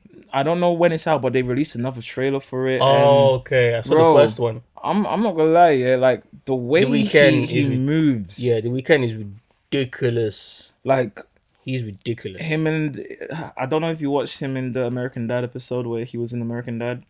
I've seen clips. I haven't seen the whole episode, but I've seen That clips. episode is really funny, not because it's the weekend, but it's the fact that he co-wrote that episode. Like once he does, He did yeah, so for like real. yeah, and The fuck? I like the fact that when he That's does crazy. stuff, he adds his own input into Into it. it. Like he's not those artists where oh we want you to be a guest star on our show. Okay, no, can I do some writing? Can I add some stuff into it? Yeah, So like if I wanna direct a music video or direct or write a script or do someone's I want to have some input input because you bring the best of that shit, you that's know. true. One thousand Yeah, percent. 1,000. 1,000%. And that's another artist as well that I feel like can kind of like change their bro, whole musically persona. he changed. Yeah, the change. He could even change his style as well at some Yeah, point. Like, and that shit is fucking incredible. Tyler as well, and that's why. Yeah, I respect these guys. I mean, yeah. I've got nothing more. I mean, what else can I say? What else can I say? Like, but this is about you though. I'm trying to close this off. So, my last question is this. Mm. First of all, what's your relationship like with your listeners? And how do you envision that growing? You know what I'm saying? What kind of relationship do you want to have? What kind of bond do you want to have with people that fuck with your music and listen to you constantly? I like asking artists that because I want to see their Mm. perspective or even if they think about that. Ooh, I love asking the question that stumps them as well. Yes. Yeah, because like I can't just say yeah I want them to listen to me in a way where they're my friends, but the way like that's a good question. Thank you. I guess the way I view it is the listeners I want them to resonate with me like how I'm with the mandem, you know, like we can be like let's say I'm doing a show and the show's done and me and my boys were outside chilling, but there's a vastly amount of people that just want to chill and kick True. it. That's how I feel I am with my listeners. That's hard. Hopefully that's how they There's a UK artist that's exactly like that with their listeners. mm. Lord Apex. That's my Apex. nigga. I love Lord Apex, Apex, man. bro. That's my nigga You too, know man. what's so? I fuck with that nigga. Do you know Even though I what's? still won that interview, bro. I'm Yeah. coming. What's sick about Lord Apex? One of his friend, his boy Delfino. Yeah. Shout out to Delfino. I I've love heard of that. his name, but I've never met I him before. love that dude. So my song that I done number 23. He directed that music video, Okay. and he directed Time to Shine, the music video for Time to Shine Oh, on the okay. album.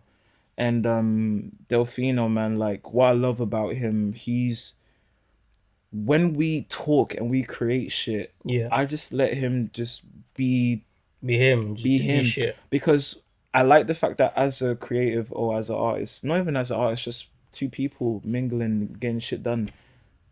You want to listen to what the person has in mind because you know what he could bring the best out of you. Exactly. And it can add value to the shit that you're trying Yeah, to do yeah. as well. That's why, like, going back to what you said about how the listeners listen and how they should feel about with me, it's like Hmm.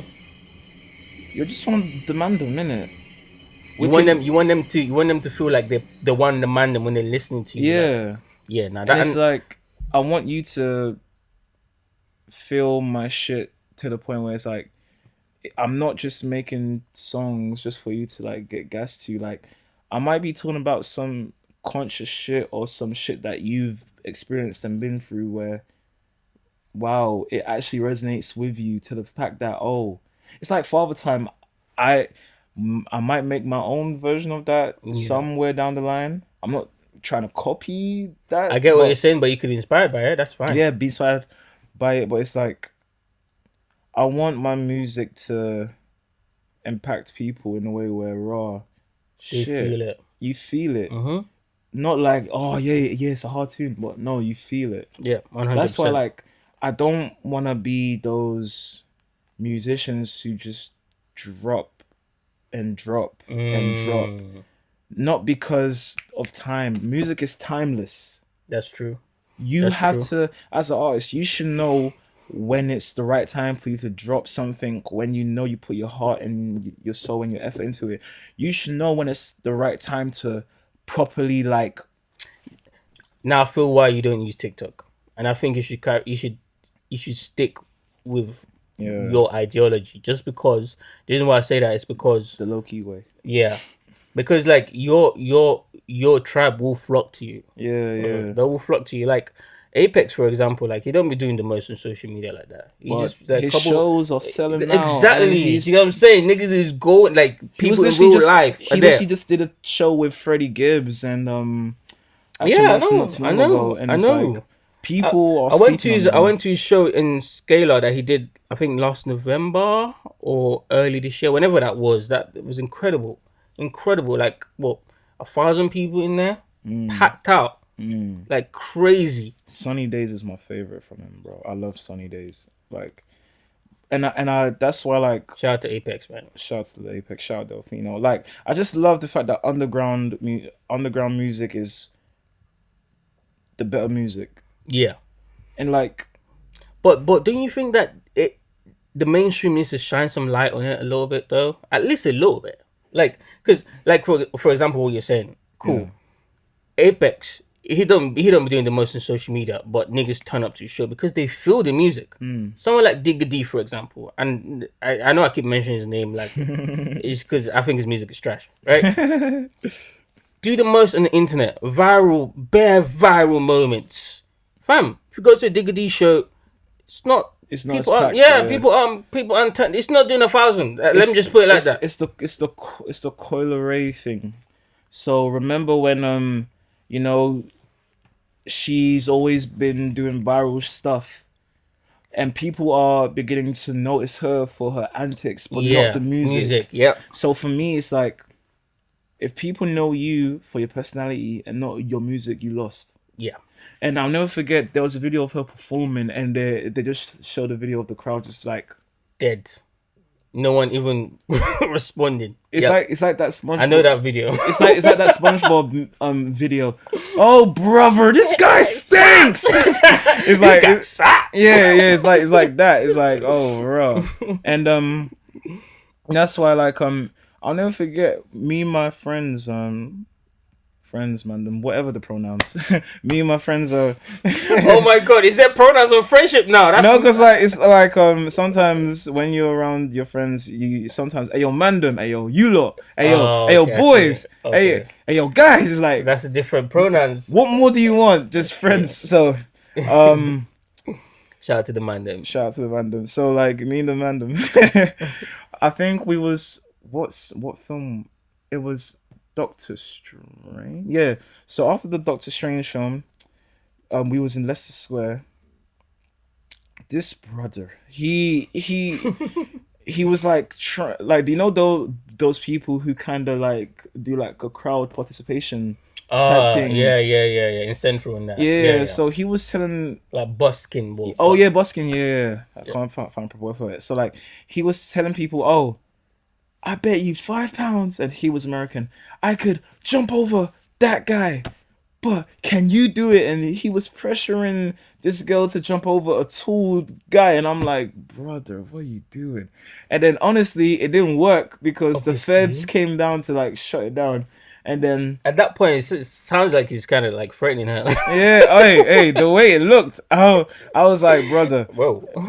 you might catch a case. Relax, bro. Yeah, so it didn't work, and then my friend was talking to him about like, oh, what's your socials and all that stuff, because they have seen him previously with the Sidemen on one of their YouTube videos back then, Okay. and then I guess my friend was giving me like a hint to like, oh, network yourself to him, Yeah. and I was like, yeah, bro, I make music, I got an album out. He's like, oh, I could tell by just the way you're talking to me. And then I'm just like paraphrasing, but he was just Yeah. like saying, you know what you should do?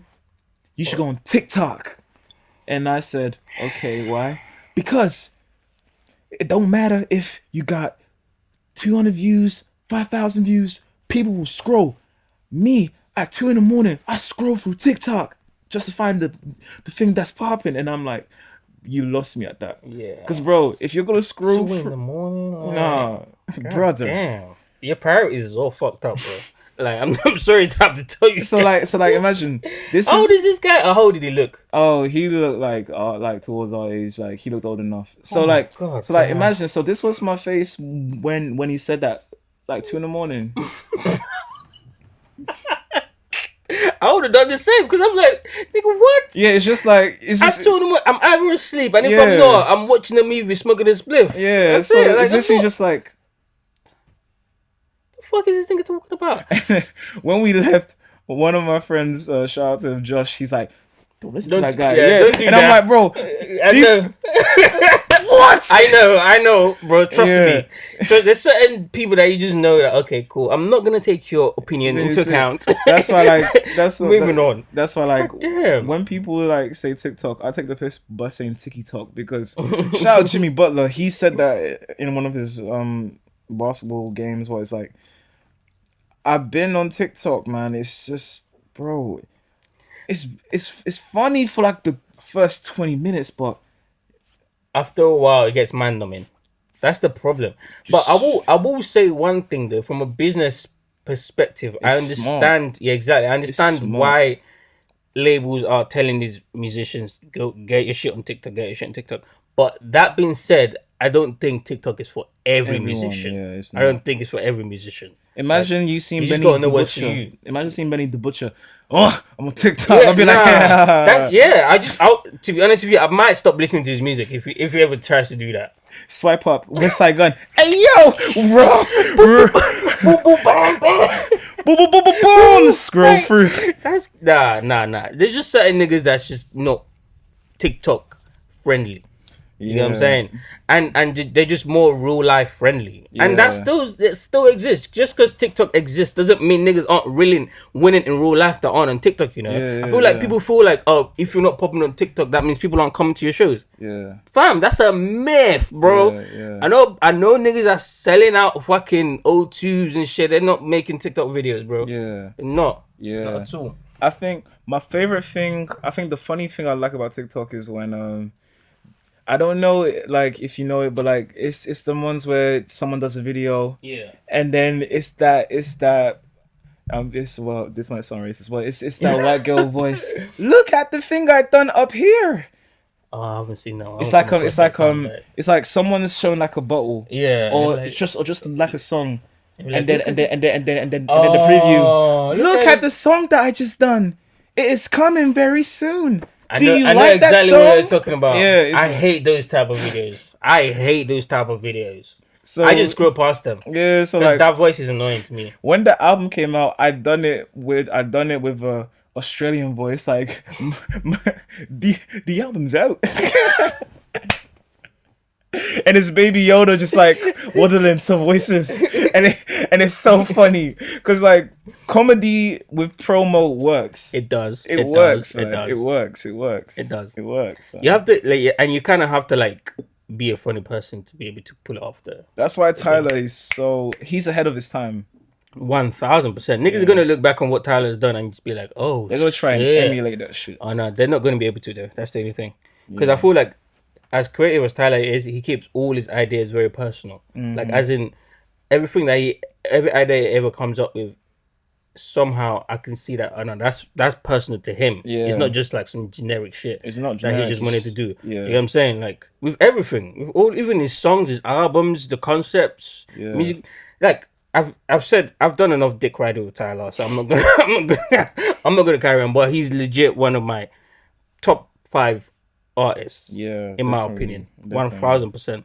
But okay, I've been trying to close this off for like the last 20 minutes. All Because right, it's that good. it actually is. This is a great conversation. Thank Thank you. you very much for coming into the studio to actually like, you know what I mean, chill and, you know what I Thank you, mean, man. like kick it with me and just open up about your music and where you see yourself.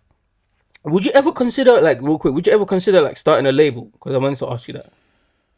Your own I label. thought about that. Because I feel like in the UK, that should be the move, in my opinion. I thought about that, but then I realized it might. I don't know if I would because the egos, Okay. the like the egos and the business and like I don't want to be an artist signing another Another artist artist. to my own Oh, label okay, because cool, I cool, cool. like I. It's like Do you know? Okay, Party Next Door, one of the Yeah, greatest, not one of the greatest, but one of like amazing artists, amazing songwriter. I songwriters. Yeah, feel like he doesn't get the shine he gets because he's on Drake's label, one hundred and percent. I don't feel like he's being marketed enough. And like, Because that's not gonna do anything good for Drake and yeah, Rihanna. yeah, Even though she doesn't release any music anyways. But back yeah, then when she used to, yeah, everything Rihanna was written by Party Next Door. yeah. Niggas need to So recognize. so it's like I don't want to be that guy who kind of holds you when I have my own stuff to sort That's out. true. It's That's like, true. okay, I got this album to sort out, I got this that. Oh shit, I have to work on my man's album. Oh, You can't. Yeah. you have to wait another 2 more years. Like, come on, I don't, I'm not that I guy. feel that. I feel I'm that. not I that feel guy. that. But how about if you do it in a way where you kind of like put yourself as your first artist on the label, focusing yourself for like the first 2 3 years or something like that, and then once you get like to a level of success where you want to chill for the next 3 years, then bring up a new artist. Would you Never do it that know. way? You never know. We'll see. Okay. I might do a Tiny Temper. Yeah, yeah, because like I feel like all of the, well, not all, because some niggas really should not be even, but some of you guys in the underground industry, in the underground scene, that make incredible music, you just need to start your movement, start your label, because, and put yourself, like, I'm not saying start a label and be looking for other artists to sign, but start your label and put your music, like, put yourself out there under your own imprint and shit like that, because that's what Americans, that's what they do, like the underground ones, that's what they do, and Mm, that's how they get like attention of people globally, because mm, it makes their brand look bigger than it is. You know what I'm yeah, saying? Because now yeah. they're repping something that's just bigger than them, but it's still them and owned by them, but it just seems bigger than them. You know what I'm saying? Yesterday's price is not today's price. Exactly, exactly. But yeah, let me close this shit out. Thank you very much again for coming through. This has been Kicking It with Isaiah. Come on, man, Shoticaury. Isaiah Shoticaury. Let's go. Thank you for having me, man. No, you're very, very welcome. But before we get out of here, give us like one inspirational quote that you'd like to leave the viewers with. One inspirational quote.